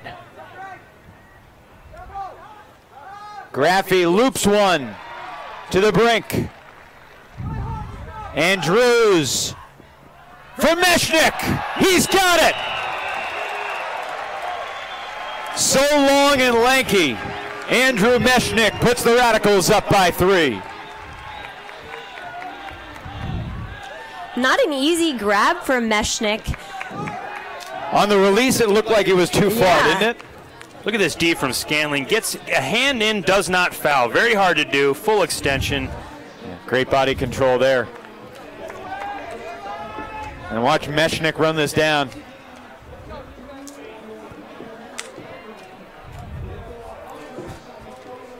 Great closing speed in the back corner of the end zone.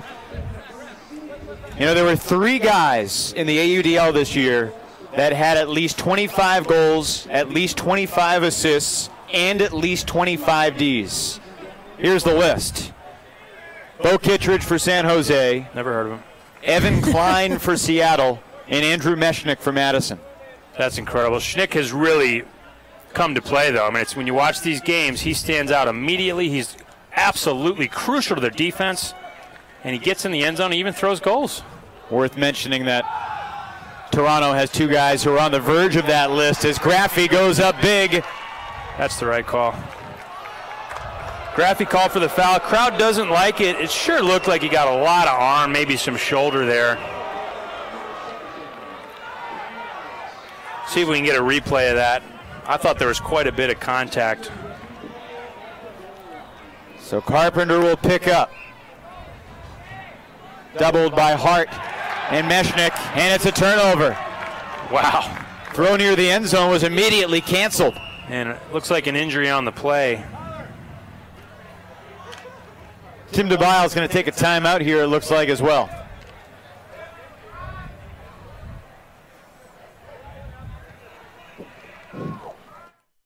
Here we see the D. It just looked like that left arm of Graffey came right through the right arm. And here's the D in the middle. It was Twan who was shaken up and walking off the field slowly.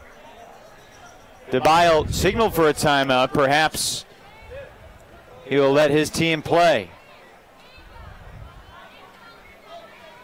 With a 50-yard field, why not try the 5-man hoe stack? Yeah, something you really don't see on the normal club field. 5 across. 5-person horizontal stack with Everhart leading the handler crew. Schnick bombs away. 2 defenders in the area, including Brock. Brock outruns Seth Meyer in the battle of the number 3s.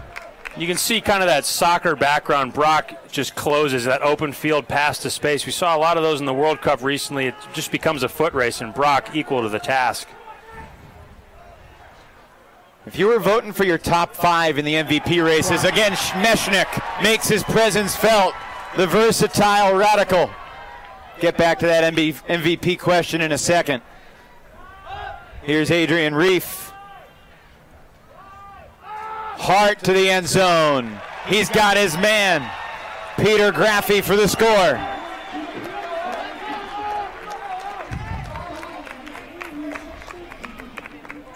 Question I was going to ask.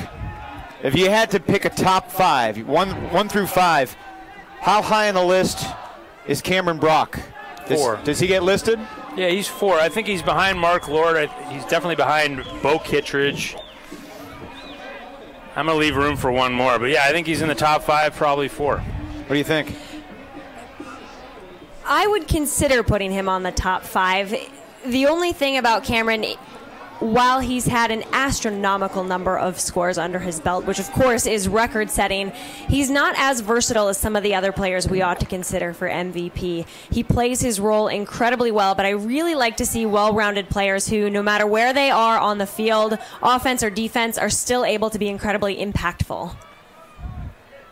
Yeah, the reason I think he's in is because he's so valuable to his team, most valuable player, so who's of the most value to their team. He is just a workhorse, and the guys key off of him. He's a true leader. You could hear him in the halftime interview. He's just one of those natural leaders. He's the kind of guy that guys want to follow. And when you think of most valuable player, you ask the question, where would this team be without him? Exactly. Indianapolis probably doesn't make the playoffs without Cameron Brock. Right, and you know, when he was sharing time with Goose Helton, Goose was a little more the sexy choice. Nice job reversing the field there and scoring the goal for Indy. Keenan Blue to Joey Carey in the end zone, and Indy back within 3. You're talking about the relationship that Helton and Brock had when they were teammates. Right, when Goose came on when Cameron first came on the scene, Goose was obviously, the big guy on campus. He was the MVP of that team, and Cameron was pretty new to Ultimate.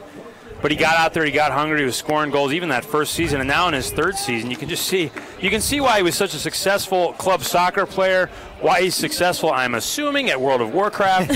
He's just getting out there and getting after it, and he's a competitor. Those guys, that's why he's the white Michael Jordan, because he wants it more than the other guys, whether it's a gambling debt or it's an ultimate Frisbee game.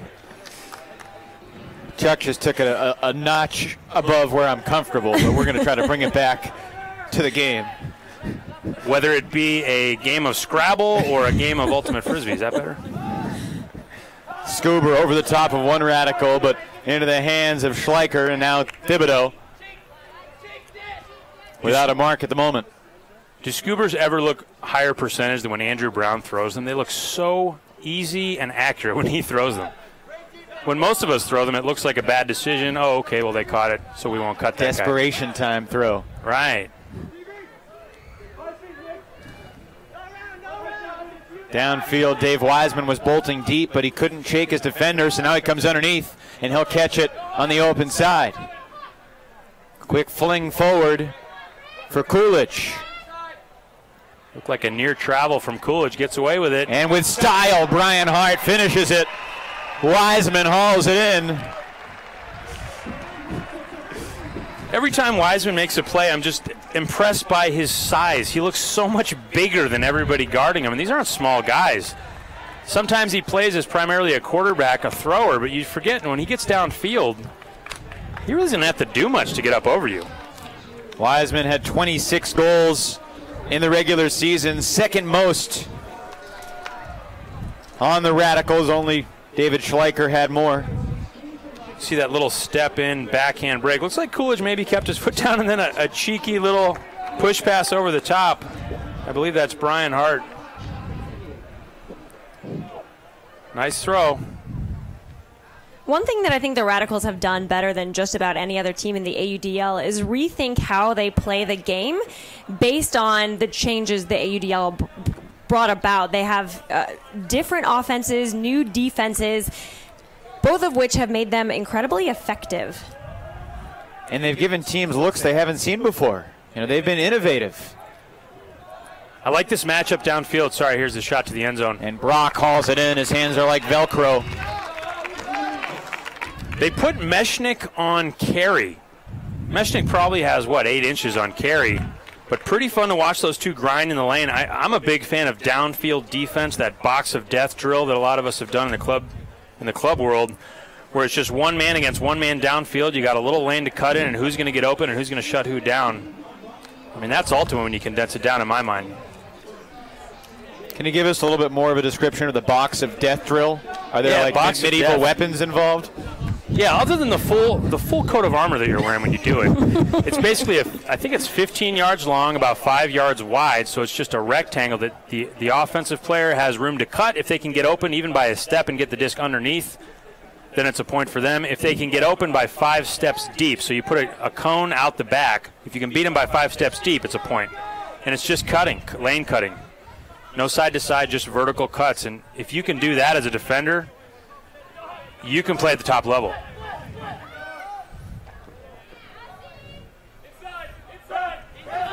Here's Riggles. Nearly turns it over, but Annan, closes the space and reverses for Wiseman. And now in the middle, it's Andrew Brown.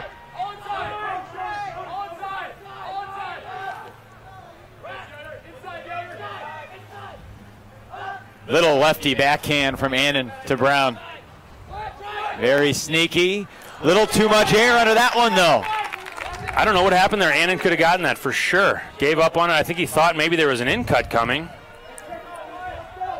A rare turnover from Andrew Brown leads to the deep shot. Looking for both Hutton and Carpenter, but instead, Dave Wiseman says he's the tallest.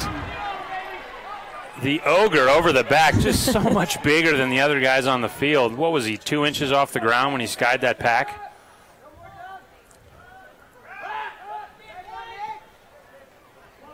Two minutes left in this third quarter. It was a 1-point game at the break. Madison leading this quarter and adding to its lead as again, who else? What a couple points for Dave Wiseman. He's getting better and better. I've been watching him now for 2 seasons. Always had the raw talent, could hit the deep shot, just a big frame, read the disc pretty well. His speed is improving, though, and he's becoming more of an intelligent cutter. He's going to be a problem for pretty much any club team or pro team that he plays against. And look at this. I mean, that was easy for him. Yeah, he's 26 years old, so he has plenty of competitive ultimate time left on his clock. Like you said, Chuck, he's getting so good so early. It'll be really exciting to watch how he continues to benefit the Radicals over years to come. That pull is in bounds on the far sideline. Yeah, Kevin Brown drops a dime in the back corner. Meshnik guarding carry downfield. I would not throw the away to carry if Meshnik's there. And a rare drop for Plough. He had only 3 drops in the regular season.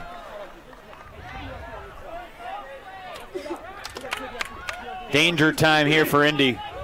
Late in this third quarter. Madison. The momentum pendulum swinging back in the Radicals' favor as Swain juggles it.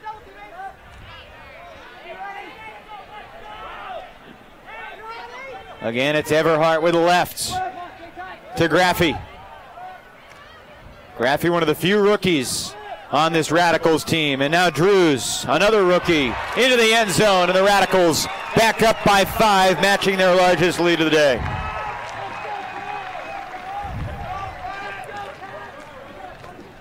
There's Kevin Brown with the goal. Played on the under-23 national, or U.S. national team, won a gold medal. Pretty exciting young prospect. He's got a ways to go just physically and as far as learning the game, but so talented, and obviously he's coming from good stock. Apparently the same genetics as Andrew Brown. Man, the offensive flow on the Radicals' defensive line is so incredible. Especially compared to most D-lines. Exactly right, exactly right. That just makes it so hard for an offensive line to switch and play defense off of them. You don't quite expect the crispness that the Radicals put forth.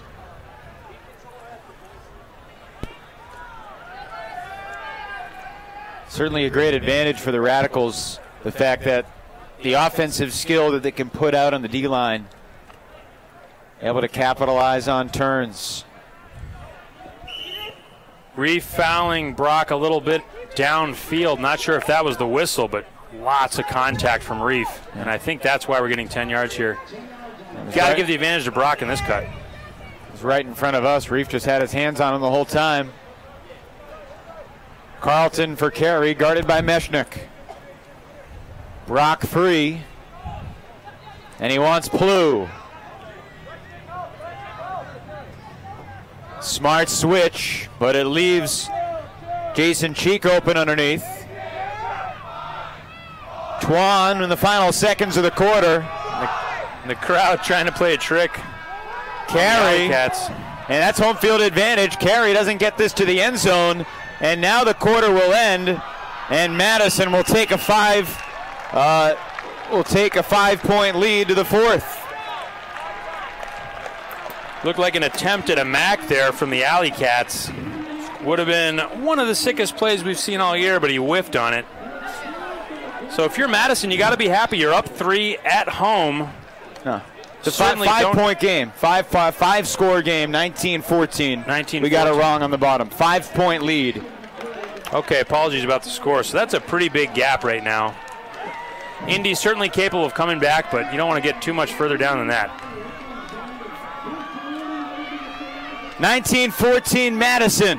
One of the reasons why the Radicals reasserted themselves. Andrew Meshnick, he's down in the field with Megan Tormey. Thank you so much, Evan. Andrew, you have been playing some phenomenal defense and then turning it over and playing great offense. Talk to me a little bit about what it's like against the AlleyCats right now. We're just trying to pressure them all over the field on defense. We felt like in the first half we let up too many cuts that were uncontested, so we're just trying to make it hard on them. Every throw that they make, we're trying to get a D on.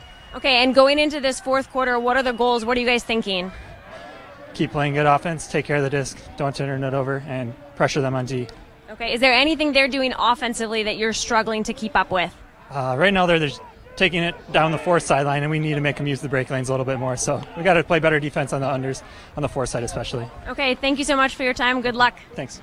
12 minutes away from guaranteeing themselves a trip to Toronto.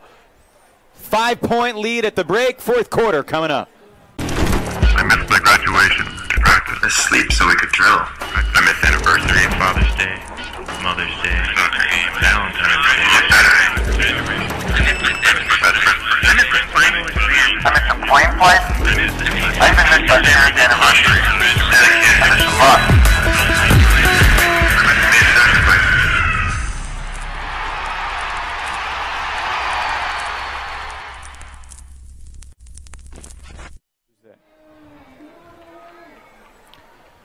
Madison 19, Indianapolis 14.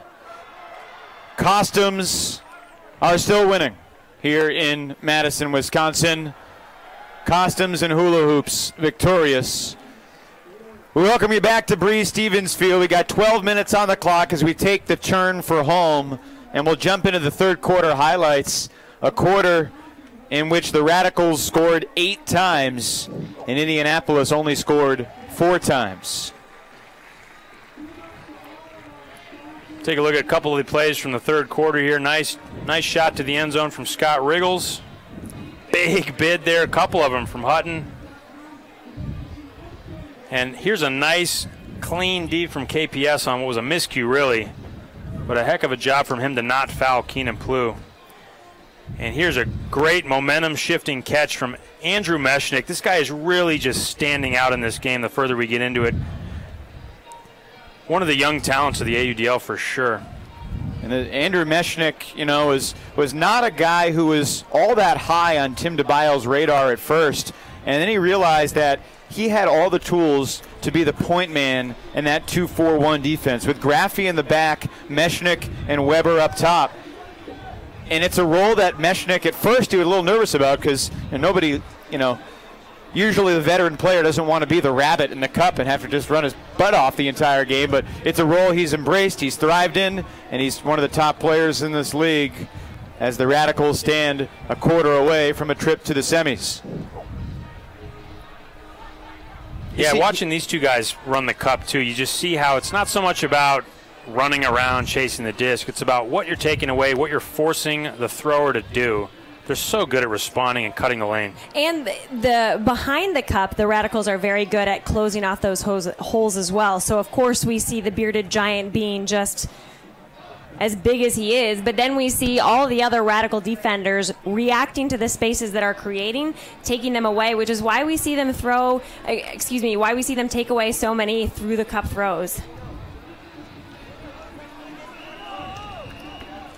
Five-point lead going into the fourth. If you're Indianapolis, you got to get on it right now. You got to start closing this gap, because Madison certainly is not a team that struggles to finish, especially at home. If it's going to be cardiac cats all over again, they got to get busy and score some goals. San Jose and New York and Toronto are waiting for the final team to advance into that final quartet. The final four. 2 semis and a final next Saturday and Sunday in Toronto. And I think I just saw the final score for Toronto. They beat DC by more than 3-1 goals, 37-12. Wow. That is a thrashing. I'm still shocked. There's got to be more to the story that we'll find out later. Either way, it's a rather disappointing end for the DC Breeze season, which was so exciting for so long. You wonder if Toronto did something to prevent Tyler DiGirolamo from clearing customs or something like that. Well, we did recently find out that the custom agents are now fans of the Toronto Rush. Yeah, some of them. Long cross-field swing for Swain. A big turnover for Indy on this first point. And we'll see if the Madison D can punch it in. Drews to Meshnik. He's looking for Swain. Too much. Looked like a bad read from Swain. I'm not sure if he could have caught it, but he kind of cut like it was going to float. Really didn't float. It also looked like he was a bit confused as to whom the throw is thrown.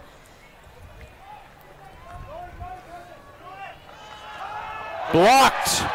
Kevin Brown gets looks like a hand or a foot on that disc. So hard to do on a huck, especially open side. He made it look easy.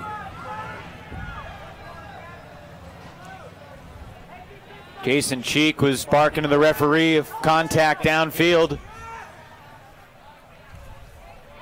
Kelson Alexander swings for Kevin Brown, and he's rudely bumped by Cheek.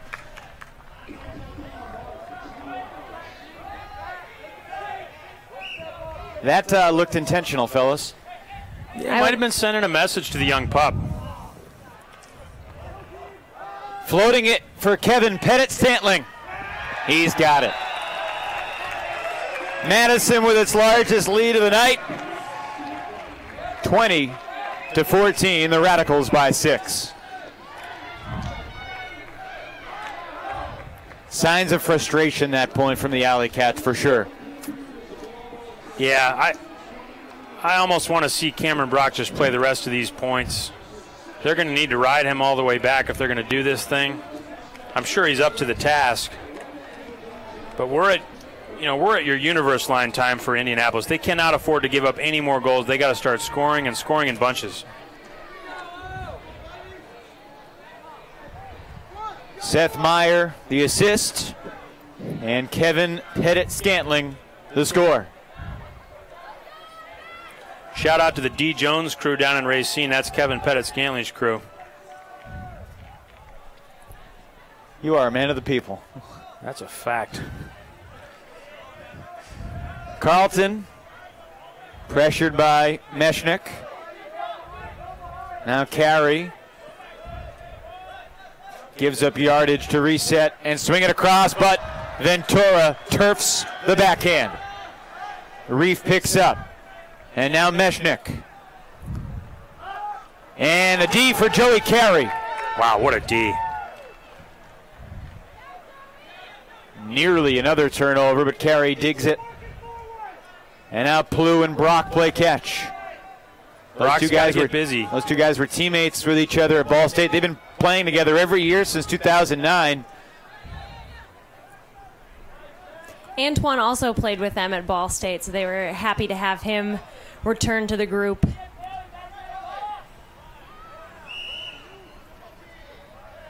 Triple team called on Madison. 3 defenders within 10 feet of the disc. 10-yard penalty. Carey restarts. To space, not enough float, or was there? Cameron Brock defying the odds again. I had no idea there was anybody who was going to make a play on that disc. Somehow it stays up against the cresting field. And watch Cameron just close and make the catch just before it touches a blade of grass. Heck of a play. I had given that one up for lost for sure. That's a good sign if you're Indy. I mean, this is about as bad as it gets. A throw that's turning over, trailing away from anybody. Goal. Let's see if that can spark a comeback from the Indianapolis AlleyCats. You know, these are guys that I think their total plus-minus is less than 20 on the season. They don't win by big margins. They never do. They love the close games. They're ready for the close games. You heard Cameron Brock at halftime talking about how, you know, they just hang in there. It's exciting. The pressure builds. They respond. Let's see what they got here. They need a break in the worst way.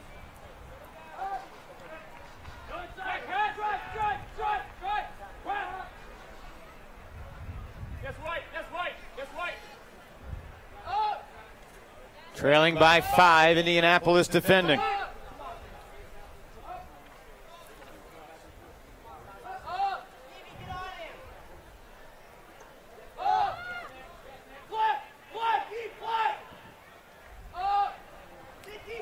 And we have not had a stall count today. Something you saw a lot early in the season, but now most of the throwers realize 7 seconds silent count. They have a much better feel for it. It's true. You see them throwing it right at 6 seconds, intuitively knowing that they're about to get burned. Not a lot of downfield motion from Madison. I think the cutters are getting shut down. They're swinging the disc. They're reversing it. Let's see if they can put something together.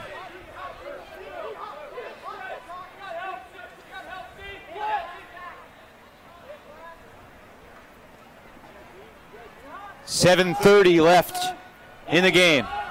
Madison looks tired. Shot to the end zone. Will that have enough float? Yes, it will. Brian Hart creating space for the Radicals score. That is a really elite throw from Dave Wiseman. It just makes a perfect shot. Backhand out to space. Didn't have a lot of float on it, but plenty for Hart to run onto it. The defender really wasn't out of position. It's just a great throw. Brian Hart, a real versatile player, can play offense, can play defense. One of the heart and soul guys for the Hodags in recent past. Now 21-15, the Radicals lead. Our schedule for next weekend, again, the semis on Saturday. One's at 3 o'clock. The next one is at 7 o'clock. That's Eastern time. And then Sunday, 1 p.m. in the afternoon for the AUDL Championship. The money, the prestige, the honor, it's all on the line a week from tomorrow in Toronto at Varsity Stadium. Yeah, one of the great cities of North America, by the way. Toronto is really incredible. Excited to have you join us there this time. Be a good time. I got to make sure I remember where my passport is.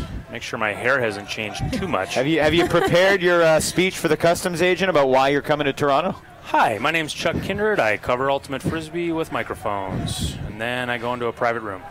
Oh, keeping it alive, nearly a Callahan. Peter Graffey defending a handler for once. Blue lets it fly, looking for Carey. He's there. Brock has Swain guarding him downfield. With a stall count rising, Carey double teamed and tries to call timeout, and he gets it off.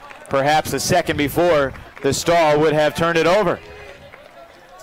Wow, he's been getting into a lot of tight spots, double teams around him. He's pivoting. You know, maybe it seems like he pivots away from open receivers right as they're getting open. Not really his fault.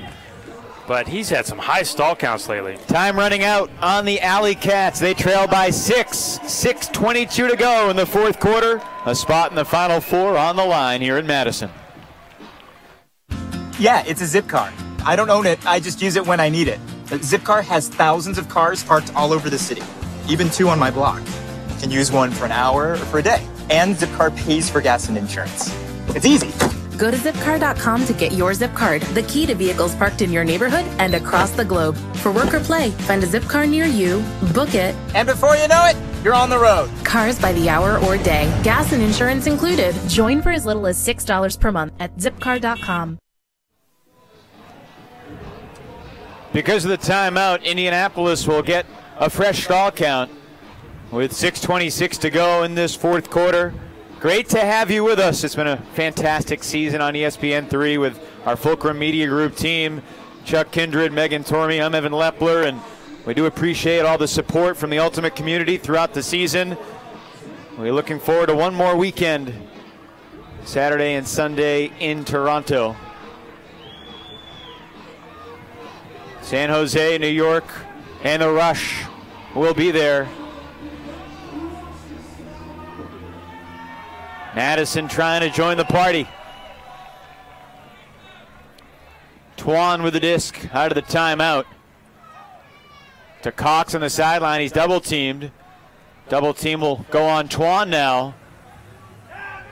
Nice head fake to get space to release that from the sideline.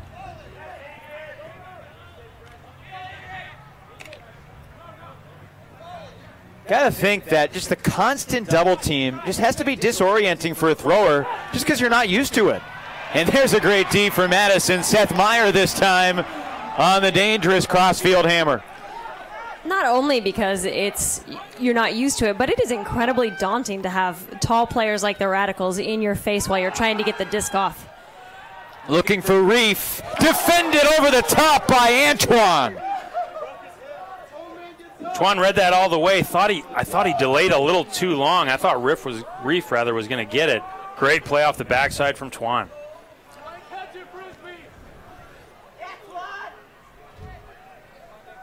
The rapper scoobers it for Cox.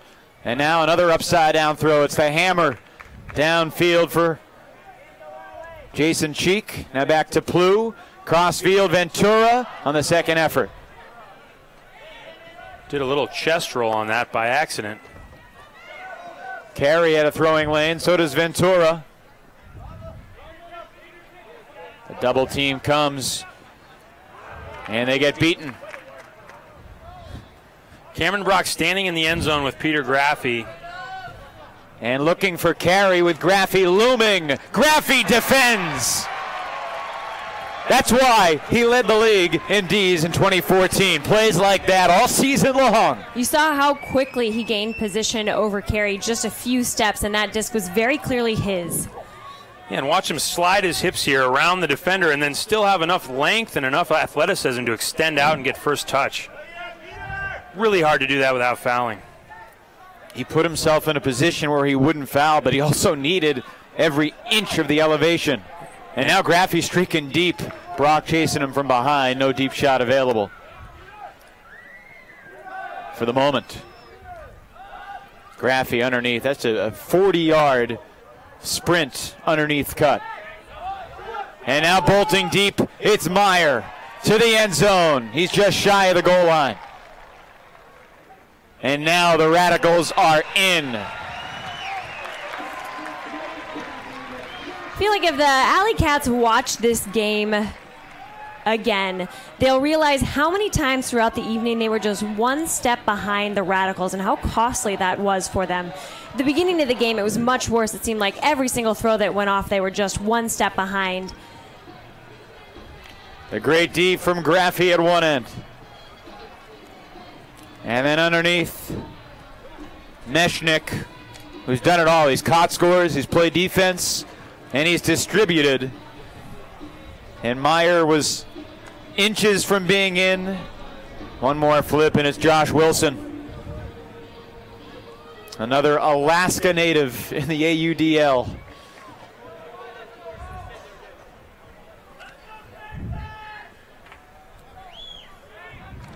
He's probably not going to be the best player from Alaska in the AUDL, though. Probably not. Seems nice, though. San Jose's Kittredge from Fairbanks. Swain spent some time in Fairbanks. He's defending nearly a greatest. Nice bid by Donovan Triplett. That was a heck of a play with pressure from Swain to not only go up and get the disc, but actually be able to make an effort to get it back in. Credit to his teammate for being in the frame to catch any table scraps. Circumventing the double team at the end zone pylon. Another nice touch.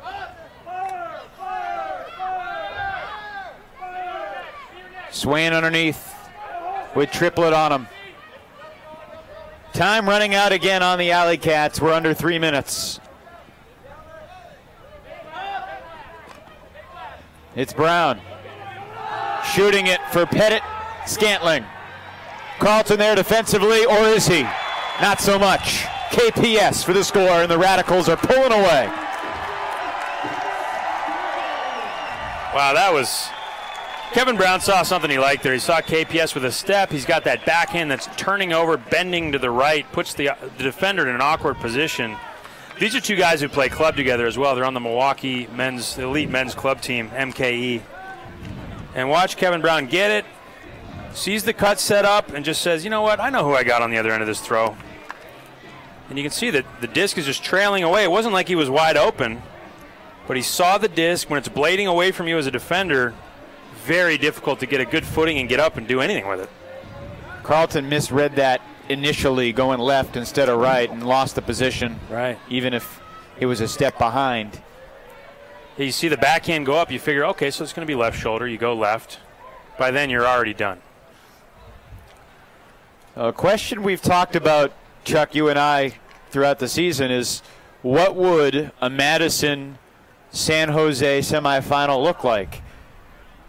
Very likely we're going to see that next Saturday in Toronto. Your initial thoughts on keys to the games for both the Spiders and the Radicals in that showdown?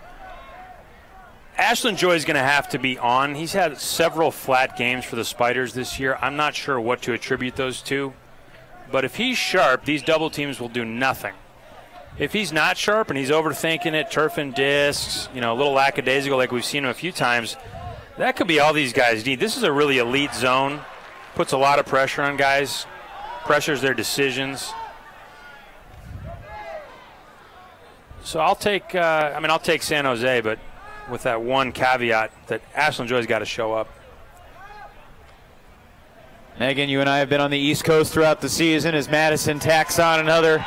This time it's Adrian Reef in the end zone. And as the Radicals' coronation continues, let's look at the Eastern Division semifinal. Toronto and New York, they played a few times. New York never won, but they played them tough twice, especially in Toronto without Saul and without a couple other key guys. They've only lost by 3. What are your sort of keys and what are your big picture thoughts heading into that one? One thing I've always admired about the Rush is how quickly they make adjustments. They learn so much from every point that doesn't go their way. I don't think that the Empire have that ability to learn as quickly over the course of the season and on a point-by-point basis. Even if the Empire bring their A game, I don't think it's enough to counter the fact that the Rush are as experienced as they are and as quick at adjusting to points that aren't going their way as they are. What needs to happen for New York to win? Or is it impossible? Here's a shot to the end zone for Indy, and the AlleyCats on the board as Eric Johnson, former Indiana University player, signed midway through the season, makes his first score. They need to continuously upset the Rush offense, which is very tricky to do on a point-by-point basis. It's easy to come out with something that the Rush haven't seen before. It may throw them for a loop for a couple of points, but they're going to have to keep refreshing their defensive looks to stop the Rush from scoring as decisively, as quickly, and as easily as they do. Well, we can hope for New York to have a full squad because the first time they played, Justin Allen was not there. Toronto won the tight game in New York. And then when they met again up in Toronto, they were without Noah Saul, who was at a wedding, a couple of the other Carolina guys were out. Matt Bode was really banged up. Hopefully they emerge from their win over Chicago healthy.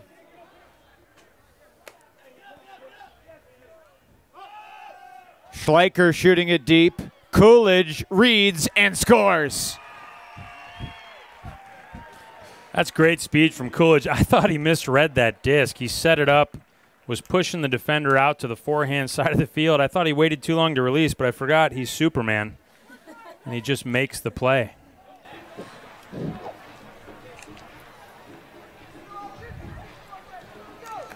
Coolidge has had a big game. He's such a workhorse. I feel like sometimes he's open just because the other guy is so tired of following him around the field. However, he does have good cuts and great closing speed, as we see here. He didn't have to lay out for that. That was a clap catch. Here in the fourth quarter, Madison leading 6-2. The first, the third, and the fourth quarters have belonged to the Radicals. Indy won the second quarter 6-2. Yeah, they look tired. I know Cameron Brock is having pain in both his hip flexors, and I think that might be why we're just not seeing him sprinting around, making the vertical cuts downfield. I don't think he has a lot of legs to use tonight. It's unfortunate. Final 30 seconds.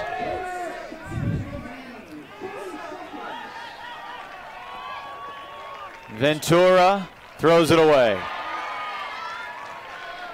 Madison perhaps can tack on one more unless Joey Carey comes up with a point block. Seems like he will. Seems like he did. Yeah, there he goes. Carey never quits, does he? Twan hammers. Plu can't get there. Gotta love these cats, though. Full layout on a hammer, blading away from you. Even though you're down big and about to lose, Plu goes full horizontal. Madison proves mighty in this Midwest Division battle, and the Radicals are headed to Toronto. 25-16 the final. Think of the great plays we saw in this game. Radicals closing in on the disc. That layout from Riggles in the first half was nuts. Graffy up in the air. Kevin Pettit-Scantling up in the air. Indianapolis made some plays, but in the end it was not enough. The Radicals survive and advance, and now it's official. One semifinal, New York against Toronto, and the other, Madison and San Jose. I missed my graduation, practice, asleep so we could drill. I missed anniversary, Father's Day, Mother's Day, soccer game, Valentine's Day, Saturday. I missed some coin flight. I even missed my parents' anniversary. I missed a lot.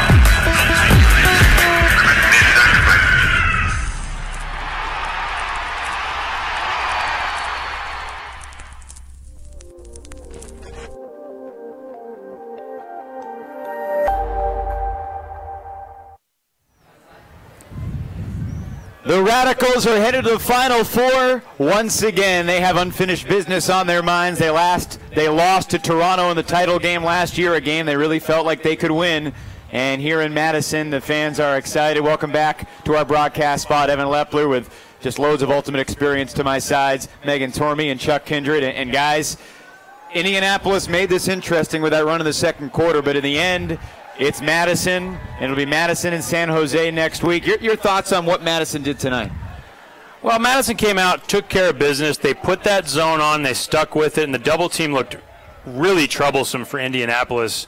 I think Schleicher stepped up, had a big game. Wiseman came on strong. I haven't seen him play that well this year yet. And Graffy did what he needed to do in the back of that zone to just contain, challenge Brock, not let him hang out back there. They got the job done. Good job by them. Indianapolis, a really fun team. They play that great double overtime clash. They upset Chicago earlier this year.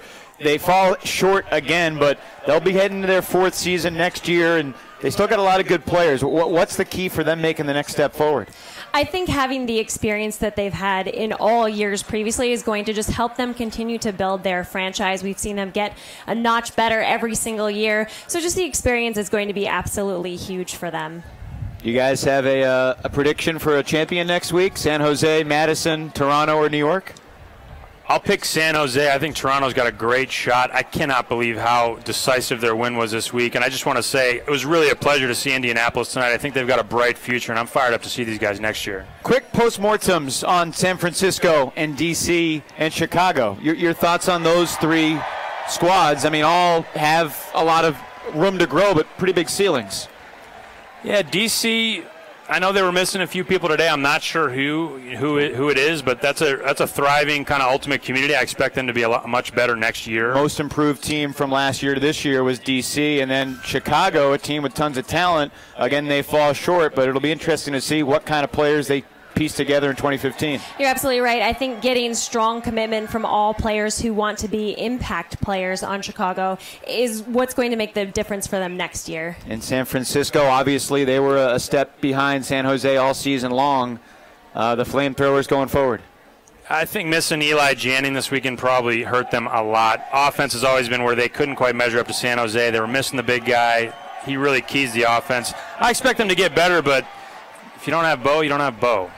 They were without Sam Canner this weekend, too. He had a wedding back home in Amherst. Well, the final here in Madison was 25-16. The Radicals end Indy's season, and it'll be Madison and San Jose next week in one semi, New York against Toronto, and an Eastern Division clash in the other semifinal. Not sure which one will be first, but 3 o'clock for the first game, 7 o'clock for the second.